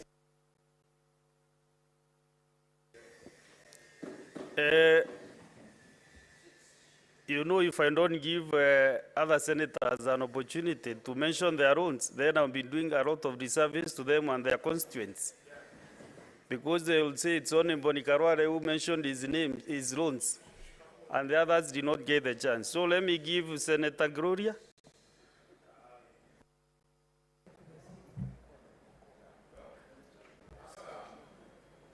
Thank you, Mr. Speaker. Senator Murkomen, congratulations. We worked together in the, during campaigns under communications. And I remember one thing you told me: just keep doing what you're doing, because, you learned somewhere. And I want to say that there are so many youthful people out here who are actually celebrating your appointment, because there is hope for the youth. And he has actually showcased that hard work pays. So I want to say congratulations to Senator Murkomen, and thank you for believing in me and pushing me to keep going for those shows and keep doing what I was doing in the campaign. Just one request from Kisii County. We are tired of flying through Kisumu. We need our airport. So if you can, there's a lot of traffic there. There's traffic, we are at the border of Tanzania and Uganda. We can really open up the markets there. So if you can just see what the problem is with the airport in Kisii, and then ingine tutaongea nyuma ya tent. Asante. Senator Sifuna. Edwin. Thank you, Mr. Speaker. Allow me to also join my colleagues in congratulating Honorable Kipchumba Murkomen on your appointment. As he has said himself, Mr. Speaker, we go some way back. He just failed to disclose a few bits of our history together. that in fact in third year of university, when he was in fourth year, we are the class that defeated him at a very hotly contested election for the Kenya Law Student Society president. I think that is what it was called then. I have known him for all this time, Murkomen. I know that many have already gone before me and have sung your praises. I was a bit concerned. Yeah, I think he wished to be. He can't refuse you. I can't refuse. I can't refuse. Hold my time. Mr. Speaker, I think just to remind Senator Sifuna that actually it is not that you defeated me in that contest. It is to the contrary. I was the outgoing chair of KLSS. And Mr. James Mamboleo was my candidate, who was in your class. So we defeated the Okonjos, who were in the fourth year, as I supported Mamboleo. So Mamboleo was one of my mentees who was in your class.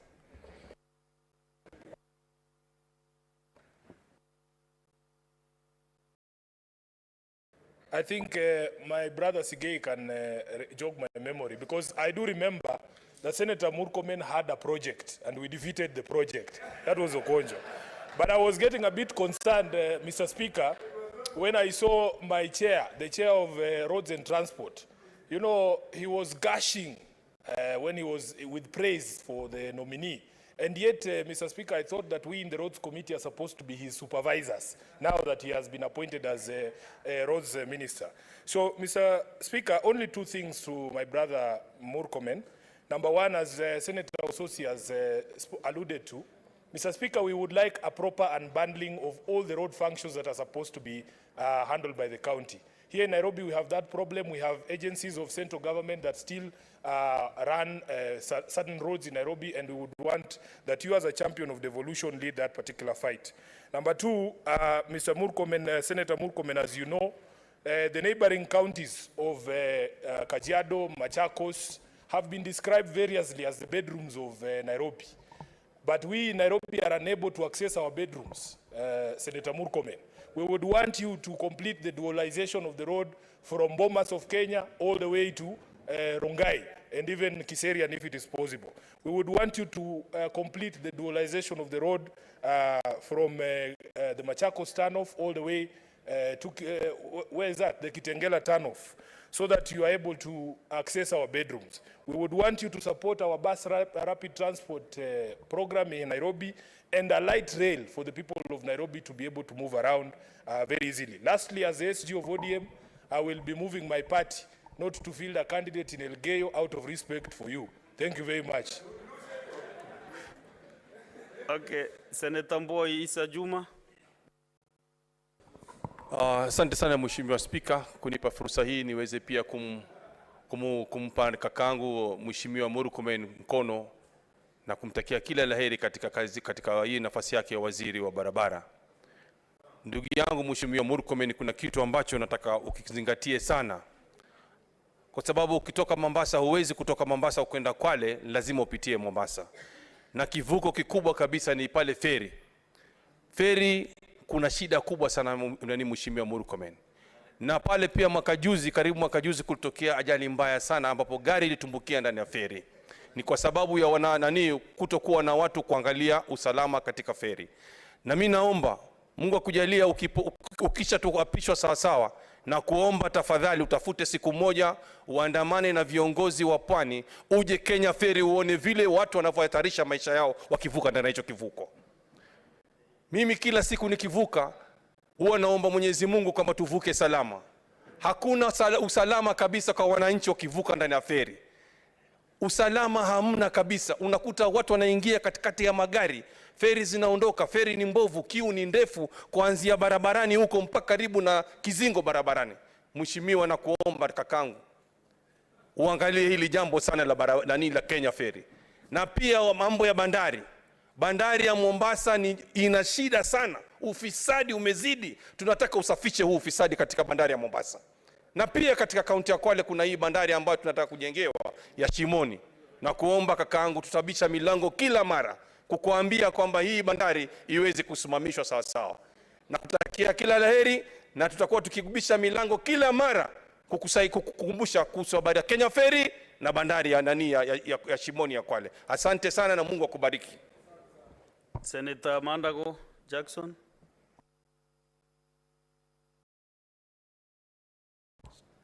Thank you, Mr. Speaker.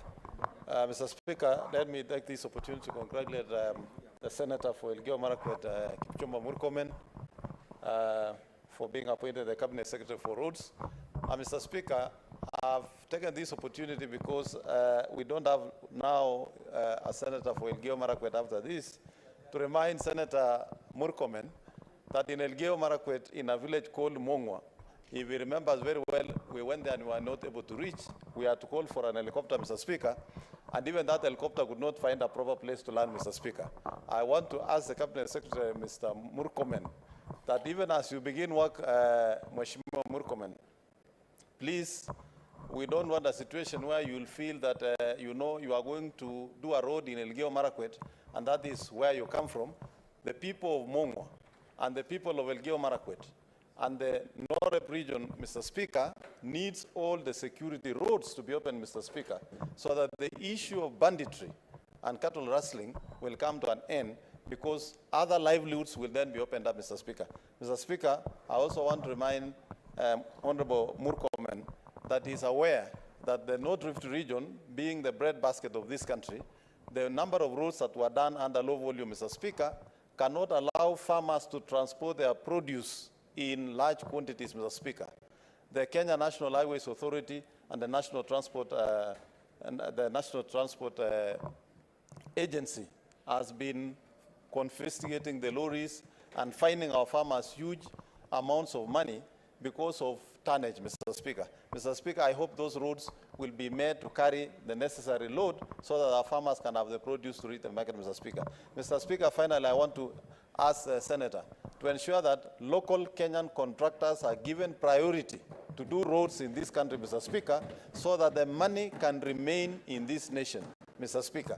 And where foreign companies are given, where foreign... Thank you, Senator Mandago. Senator Betty Montet. Thank you, Mr. Speaker, sir. Mine is to congratulate my brother, my old friend, Senator Waziri. I wish you well. We have confidence in you. Kenyans have confidence in you. Take care. Your docket touches lives direct. Waziri, take care of our skies, take care of our roads, take care of our seas. We have full confidence and we are behind you in prayer and wish you well as you serve Kenyans. Waziri, you don't have to say anything. Kenya's history will be written, and you've written your history right and correctly in this nation. Congratulations and God bless. Thank you. Senator Obahali Ibrahim. Thank you very much, Mr. Speaker. Senator Waziri Murkomen, I would like to congratulate you for your new appointment and approval today. I know you will find your entry very full, but you're up to the task. We have no doubt. We've worked with you from URP days until now. You are a very humble leader, extremely respectful, and extremely approachable as a leader. As I stand here, I have no doubt that you will provide impartial leadership, devoid of any political partisan, fears, because during the revenue sharing formula that was just discussed, your county was gaining, and you stood with us very firm. Even though your county was gaining, you stood with the rest of the counties that were losing in the principle of equity to make sure that no county stands to lose and the counties can only gain. As you go and start your responsibility as a Minister for Roads, I would like to remind you, as our colleagues have mentioned many roads, one lifeline road that we have in our region is not one many roads as mentioned, but the only lifeline road, the most transformative investment of the government of Kenya for the people of Northern Kenya. That is Horn of Africa Gateway Project. That has been negotiated. The program's at advanced stage, is low-hanging fruit. Please pick it up and run with it. Thank you very much, and pongezi Waziri Senator. Asante.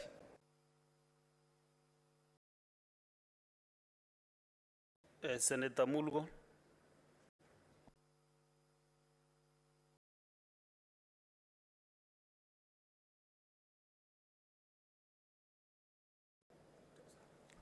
Thank you very much, Mr. Speaker, for giving me the opportunity to express my congratulations to Minister Murkomen. Minister Murkomen is a person that has given a lot of light and a lot of hope to young people, especially those that come from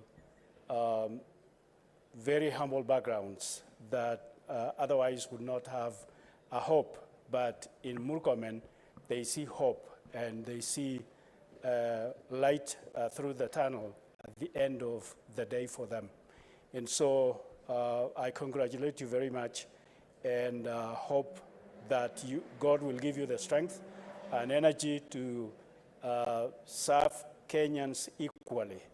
And especially as we talk of roads, we in West Pokot and also in Marakwet are very happy that our roads will be better than they are now, because we don't have access across the counties in some of the places.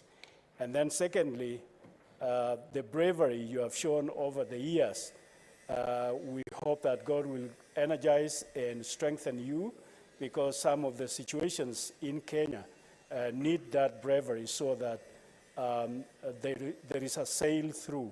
Otherwise, most of the things are at a stagnating situation, especially when you talk of roads. And then in you, Murkomen, the situation and the conflicts that we have in North Rift, I think will be a thing of the past with your help and the help of the leaders there, so that we join hands together and make sure that our people live peacefully. Thank you. Congratulations. Senator Okia Andrew Omtata. Patirinda.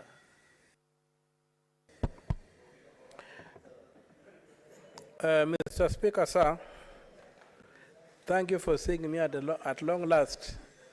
And I'm happy it's on this occasion of bidding our brother, Senator Murkomen, Kwaheri. Senator Murkomen is a great man, a good friend, and I remember shortly after I had been declared the winner of the Senate seat in Busia, he called to congratulate me, and he put me through to talk to His Excellency the President. I'm very grateful for that. And I have no doubts that being the man who has clarity of mind and conviction, he is going to deal with that huge ministry in a manner that will satisfy many Kenyans. Senator Murkomen, as you have heard from the senators around here, the issue of roads is a problem across the country, and I will be knocking on your door very soon to come to Busia and see the Kisumu-Busia highway that has made Busia town look like a cowshed. We hope you'll help us fix the road. God bless you and good speed. Honorable Senators, you know, when the senator for Busia is happy, everybody is happy. So, so I want to conclude now with just two more, Senator Medu and one more senator from this side, Senator Mohamed Abdara Shakila. Thank you very much, Mr. Speaker. I'm very grateful that I got an opportunity to speak on this very big day. It is not every day that a senator is appointed to be a CS, I would want to wish my brother, the Senator for Elgeyo Marakwet, the best as he takes on the new duties. Senator Kipchumba Murkomen and Senator Aaron Cheriot in the chambers today. My being here in this Senate, they have really contributed. I would not want to underscore their contribution to my being here. When somebody was almost convincing our party leader that it was not necessary to do a nomination or party primaries in my county, because they were saying that the guy that was running against was so popular, Senator Kipchumba and Senator Cheriot stood by me. They said, subject the young man to nominations. If he's good enough, he will win. If he is not good enough, he will learn. And I'm very happy that I beat the guy with over 100,000 votes because I was popular. And they knew that I was popular. They were only victimizing me because I was a young person. Senator Kipchumba Murkomen has mentored many of us. And it is now for Senator Aaron Cheriot to take it from where Senator Kipchumba is leaving. As I wind up, he has a date for the people of Nyandarua. He promised them the road from Donjojero to Ihide that is connecting Nyandarua and the county where his wife comes from. So he has a date to his in-laws. Thank you very much, Mr. Speaker. Okay. Senator Abdallah. Asante, Mheshimiwa Spika, kunipatia hii nafasi kumpongeza Waziri Murkomen. Waziri Murkomen amethibitisha ya kwamba ukifanya kazi yako vizuri kikamilifu kwa Senate unaweza kukua na ufike kiwango tofauti. Kwa hivyo nachukua huo uwe ni mfano mwema kwa viongozi wengine ya kwamba mtu anaweza kukua kutoka pale aliko na akasonga mbele, na Murkomen amethibitisha hivyo. Mheshimiwa Waziri, najua umepewa mambo mengi tofauti ama request nyingi na watu. Mimi nikiongeza sauti yangu, Mheshimiwa Speaker, ni kwamba sisi Lamu hatujawahi kupata lami. Labda ingekuwa si ile lapset, mpaka sahihi hatungekuwa na hata kilomita 1 ya lami. Na hiyo imewekwa kwa upande wa Lamu Magharibi. Tunaomba Mheshimiwa Murkomen, kwa upande wa Lamu Mashariki, ujaribu kutuwekea lami kutoka pale Lapset kwenda Kiunga, kwa sababu hiyo ndio barabara magaidi wanatumia na kujificha kuja kufanya uhalifu katika kaunti ya Lamu. Kwa hivyo Mheshimiwa Murkomen, ukiangalia hiyo barabara ya Kiunga kutoka pale Hindi mpaka kufika Kiunga mpaka Mkokoni, utakuwa umetupunguzia mzigo mkubwa sana wa magaidi na tutakuwa tunapita hiyo barabara bila shida yoyote. Mheshimiwa Spika, mimi nashukuru sana kwa kunipatia hii nafasi na kupongeza Mheshimiwa Murkomen, na sina shaka utaacha urithi wa kuthibitisha kwamba umeweza hiyo wizara na umefanya kazi nzuri. Shukran sana. Senator Mazayo, Stewart, Mainoli Terinda.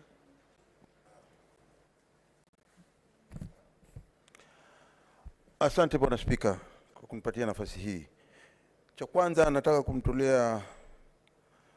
kumpatia kongole ndugu yangu Murkomen kwa kuteuliwa kama waziri, na mwisho vile vile hatimaye bunge letu la kitaifa kupitisha ya kwamba anafaa na anastahili kuwa waziri wa barabara na mambo ya uchukuzi. Bwana Spika, mkono wa buriani kwa ndugu yangu Murkomen.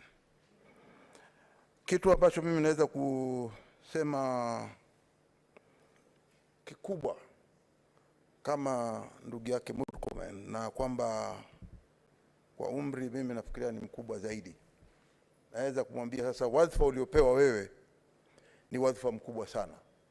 Macho yote yanaangalia, hayaangalii umri, bali wataangalia matendo utakayofanya ndani ya ofisi.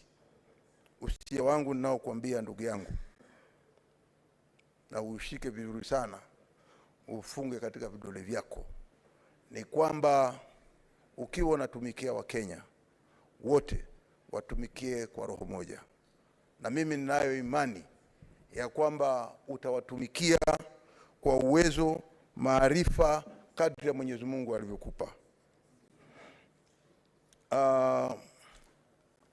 Nakumbuka tu cha umuhimu ambacho naweza kusema kwamba Senator Murkomen aliweza kukitenda na Wakenya wengi waliweza kukiona ni wakati wa ugavi wa pesa. Mimi mwenyewe nilikuwa shahidi. Seneta wa Nandi alitutoroka, alikwenda akakimbia mbio sana. Alafu sisi tulikuwa tunapoteza pesa. Tana River ilikuwa inapoteza, Kilifi ilikuwa inapoteza, na kaunti zingine pia ilikuwa zinapoteza. Bwana Spika, lakini Bwana Murkomen na Aaron Cheriot, Bwana Spika, kupea hoja ya nidhamu au uchukui. Mr. Speaker, when you look at standing orders on the contents of speech, Mheshimiwa Speaker, it's it in order for the great senator and minority leader to cast aspersions that was running away. You know, is it in order? And those are things that are gone. And yeah, it's a historical fact. Why is he reopening and revisiting? Yet we are not in an historical injustice class, Mr. Speaker. It's totally out of order to cast aspersion. And by the way, to cast aspersion against my teacher, who supervised me for 4 years, and he knows I passed with flying colors. That is a serious indictment, Mr. Speaker. Just promise him that this time around you'll not run away. Thank you. Asante Bwana Speaker. Bwana Speaker, wakati ule ilihusika kusema kabisa kwamba lazima watu waonyeshe ubabe, waonyeshe ya kwamba wana Ukenya ndani.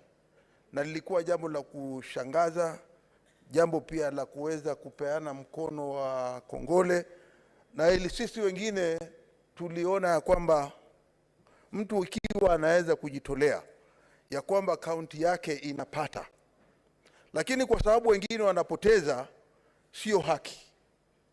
Akaona ni kwamba lazima asimame na wale wanaopoteza ili tupate maendeleo. Bwana Spika,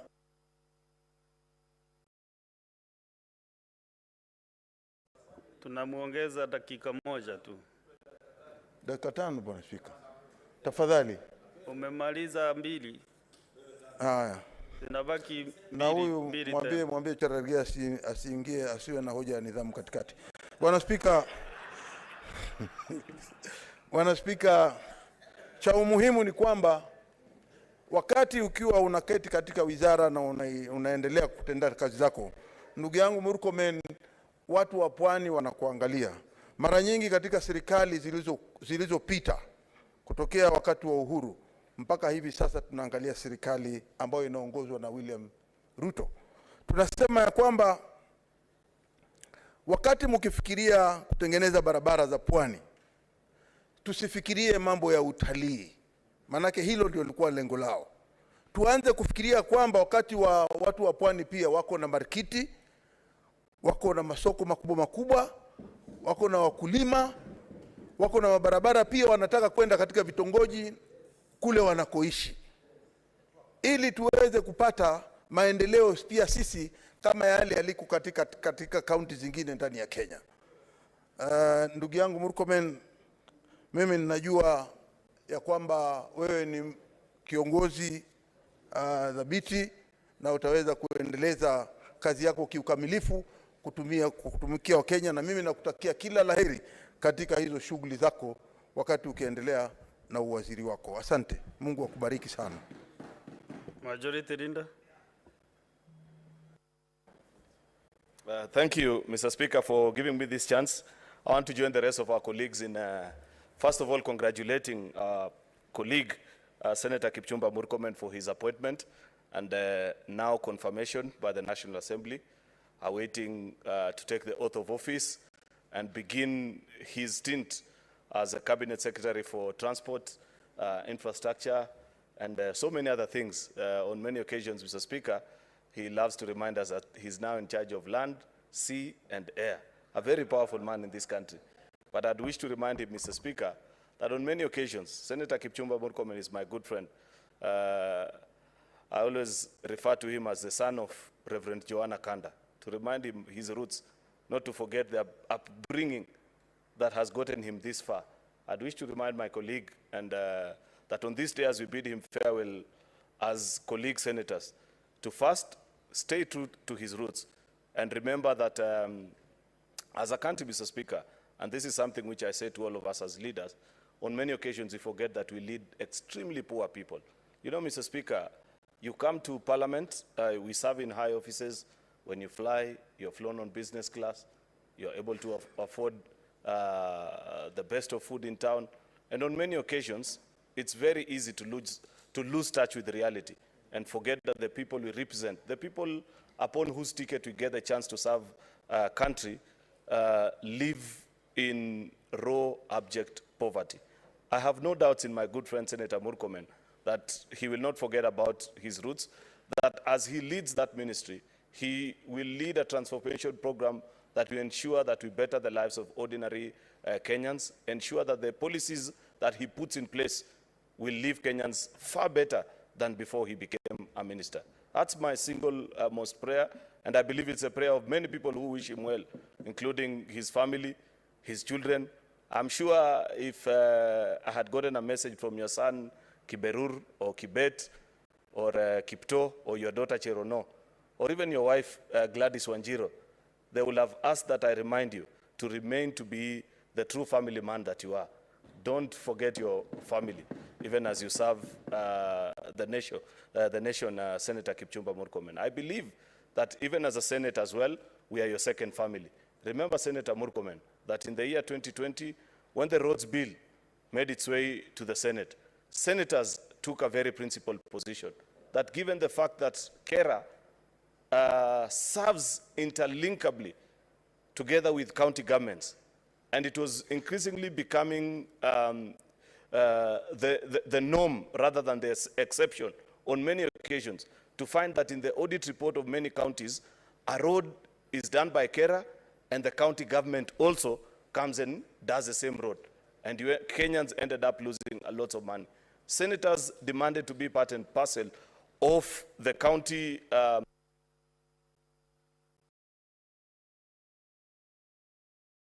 Yeah, and him some 2-3 minutes. Senator Faki wants to give me 1 hour. I don't think I need that, Mr. Speaker. But the point that I was making is that as a House, we demanded to sit in the County Roads Committee as senators because you cannot oversight the operations of county government if the situation is such that you find roads that are being done by the county government, the national government continues to put money on the same. Therefore, it made lots of sense. I do look forward to a time where either by policy proposition or through legislative proposal to this House, the senator will actually cede to that request and accept that senators be part and parcel of the County Roads Committee so that we oversight and we ensure that Kenyans get value for their money. Finally, Mr. Speaker, is just to also remember that we have Senator Soipan. I'd wish that he had been here this afternoon to also give her farewell. We wish her well. In the cabinet, Mr. Speaker, I was counting actually, and I said perhaps maybe the president loves this house more than the other. It's a dangerous statement to make, but if you count the number of senators that will be in this cabinet, including our colleague, Senator Professor Kithure Kindiki, who has been a leader in this house, Senator Mithika Linturi, Senator Soipan Tuya, Senator Kipchumba Murkomen, I see a complete departure from the past where in cabinet, Senate was looked down upon.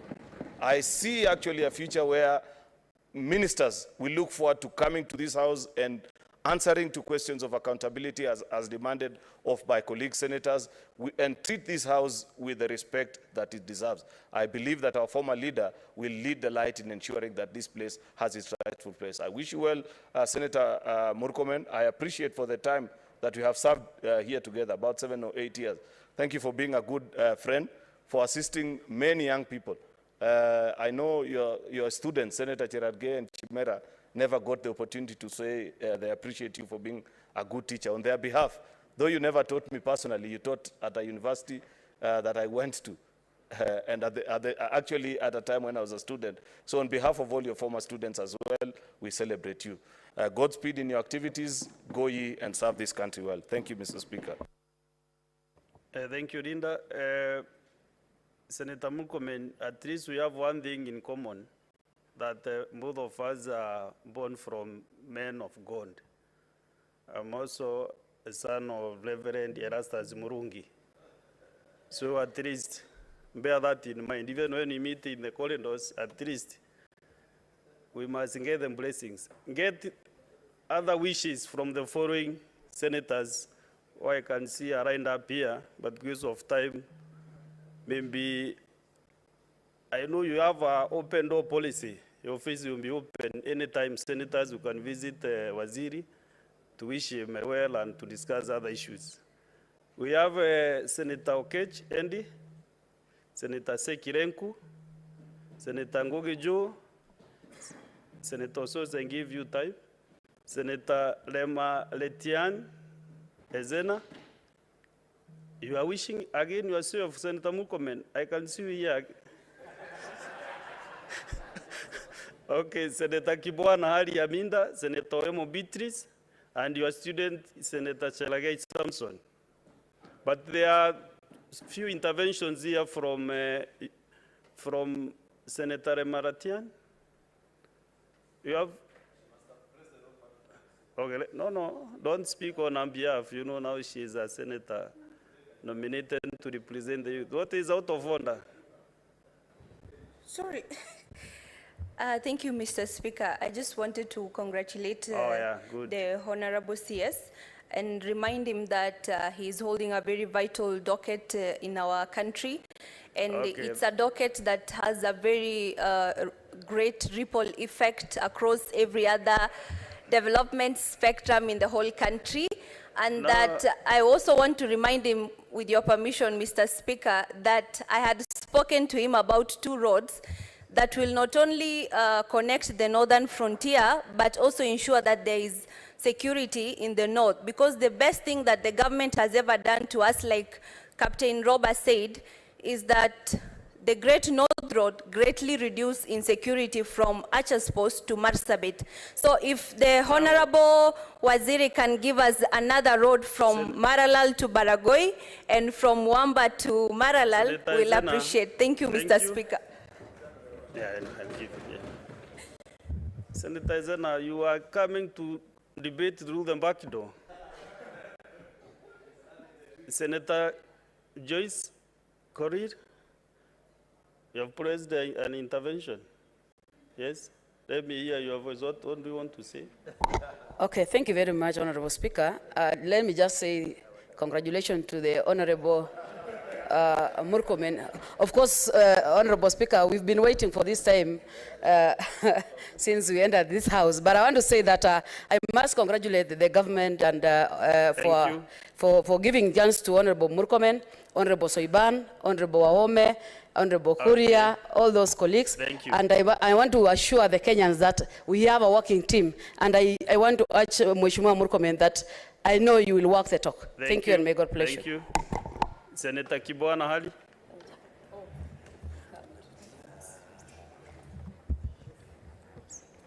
Oh, thank you, Mr. Speaker. I wanted to congratulate the same. May I continue, Mr. Speaker?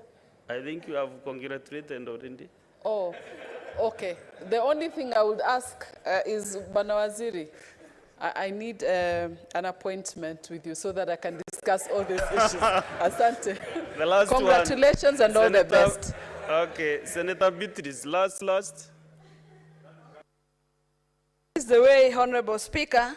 I also want to add my voice and to, as I congratulate Senator, I also want to remind Senator that the issue of standards and policy on our roads remain with the national ministry. It is unfortunate, Honorable Speaker, that so much money is used in making construction of roads down at the counties, but standards are never observed. And that means even as PAC oversees the usage of money, Waziri needs to stamp his feet when he takes office in ensuring that standards are met down at the counties as roads are made. Thank you. Senator Ngoge, and then I'll give Senator Murkomen the last shot. Thank you, Mr. Speaker, for this opportunity. I also want to take this opportunity to congratulate Senator Murkomen on his appointment as Minister for Roads. Senator Murkomen has been very inspiring to most of us. I first saw him on television in those days when they used to go with David McCarley, and I noted that he was a very astute debater and who rose to become a very successful senator, whom, when we were campaigning, all of us wanted to be like him. And Senator Murkomen, you know, there is that issue of Keno, and I know that you're going to look at it. I brought you a written submission from the people of Keno. Please remember that particular matter, and remember that we need the road from Keno to Marwa completed, so that as you go to see your in-laws, you will also use a good road. Thank you very much, Mr. Speaker. Senator Murkomen.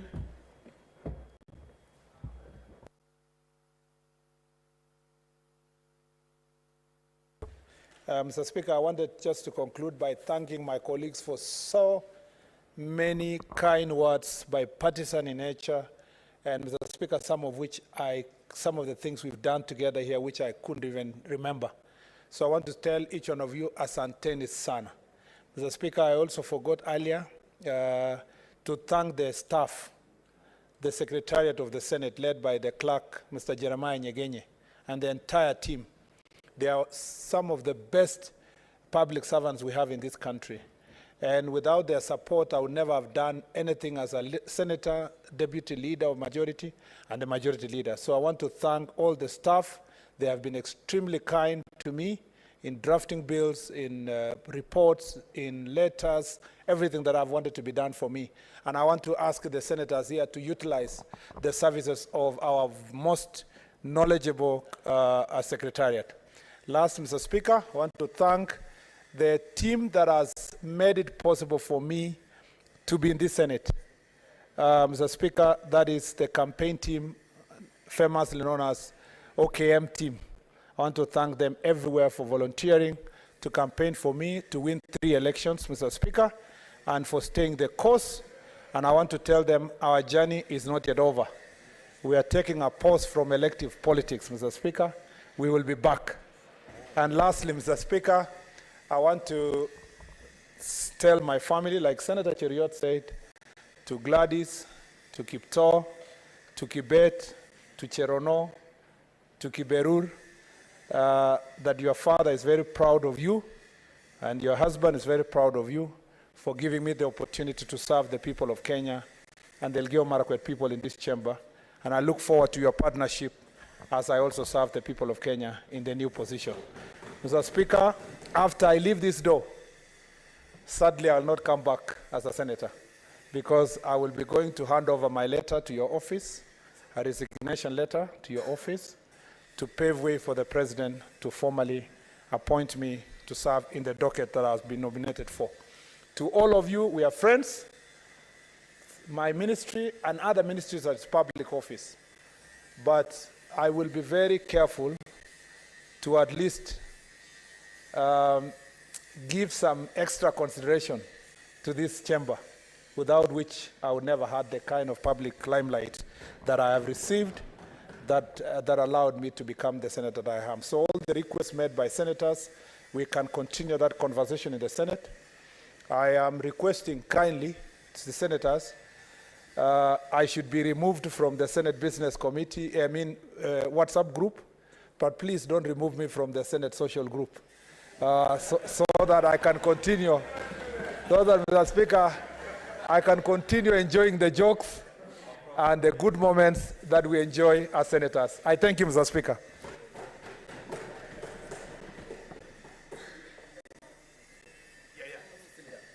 Senator Murkomen, on behalf of the end of the Senate, the Right Honorable Speaker of the Senate, Amason Kingi, myself as deputy, the entire Senate, the staff and all the people who work with us, the great people of Meru County, and my very behalf, I wish you well, I wish you best of everything, and I wish you God's favor as you serve the good country called Kenya. So thank you, and God bless you in your future endeavors. I'll be retreating to my office shortly to receive you and the letter that will be accompanying you. Therefore, let's get get to the next order.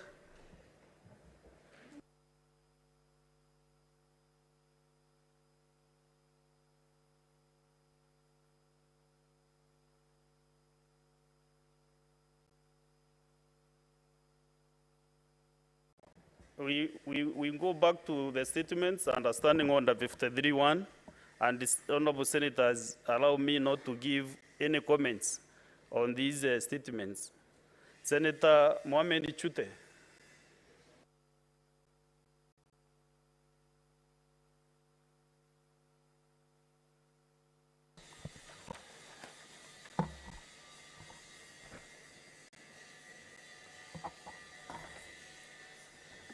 Mr. Speaker, sir, I rise pursuant to Standing Order 53.1 to seek a statement from the Standing Committee on Education on the state of operationalization of the Technical and Vocational Education and Training, TVET, institutions in Marsabit County.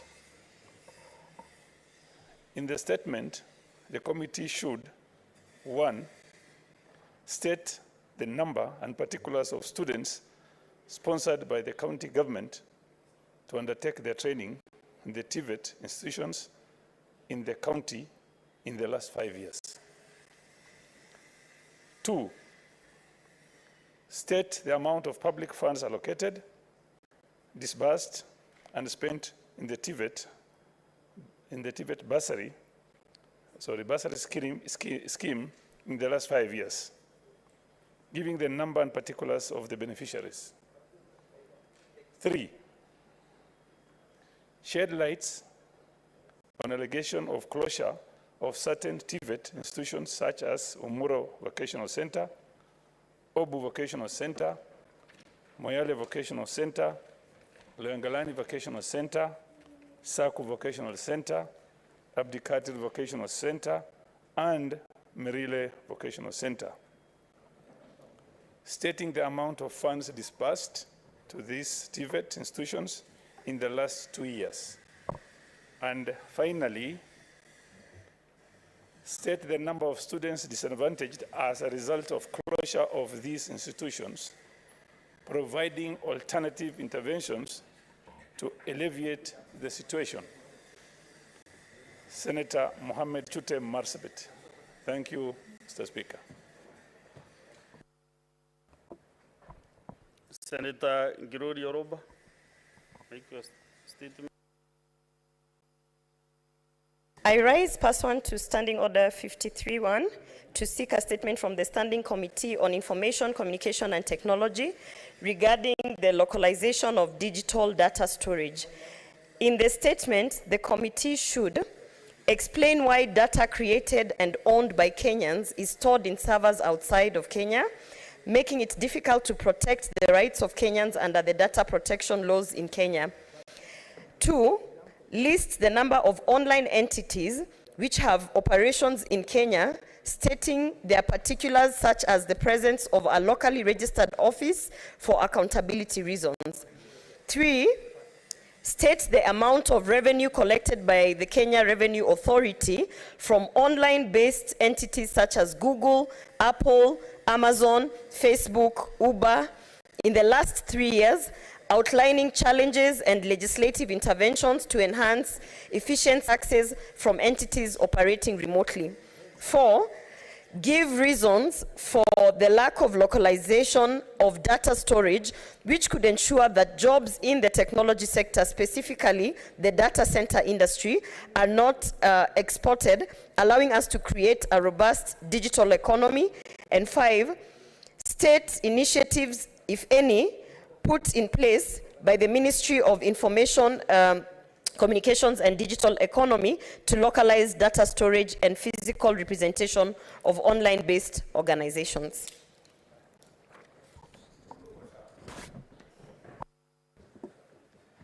Thank you, Senator Oroba. Senator Hamida Kibwana.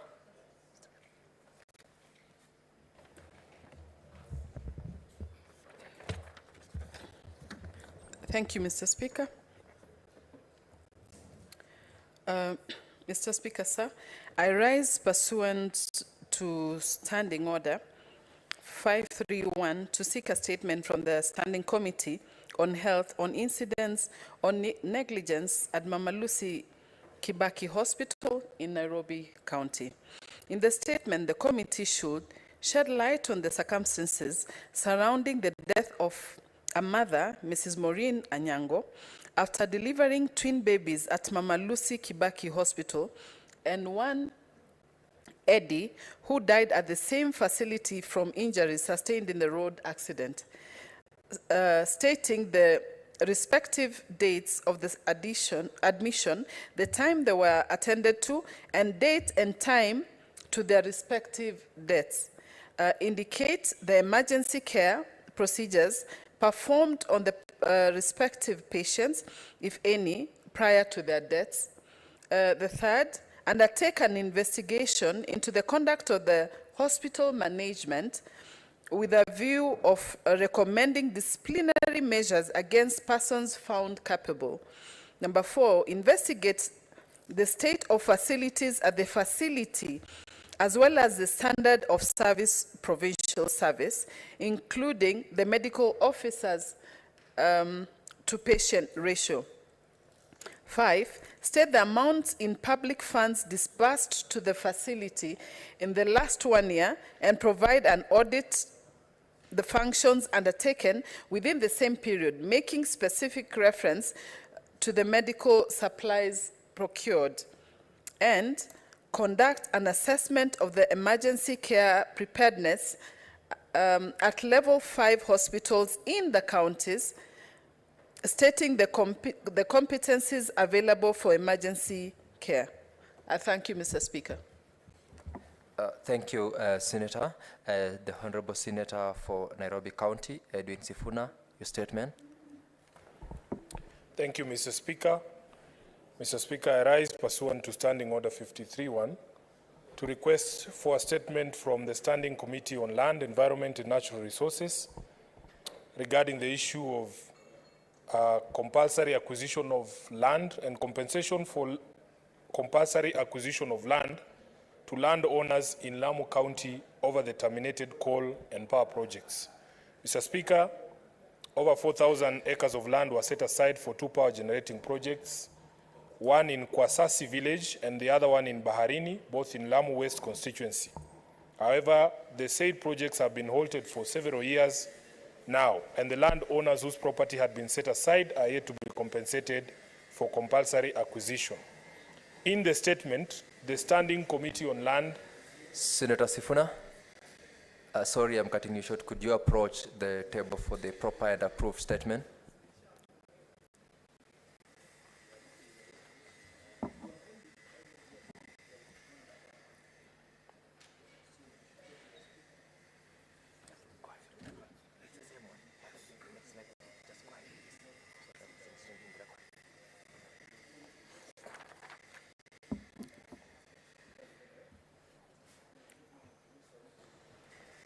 You may now proceed, Senator Sifuna. I thank you, Mr. Speaker.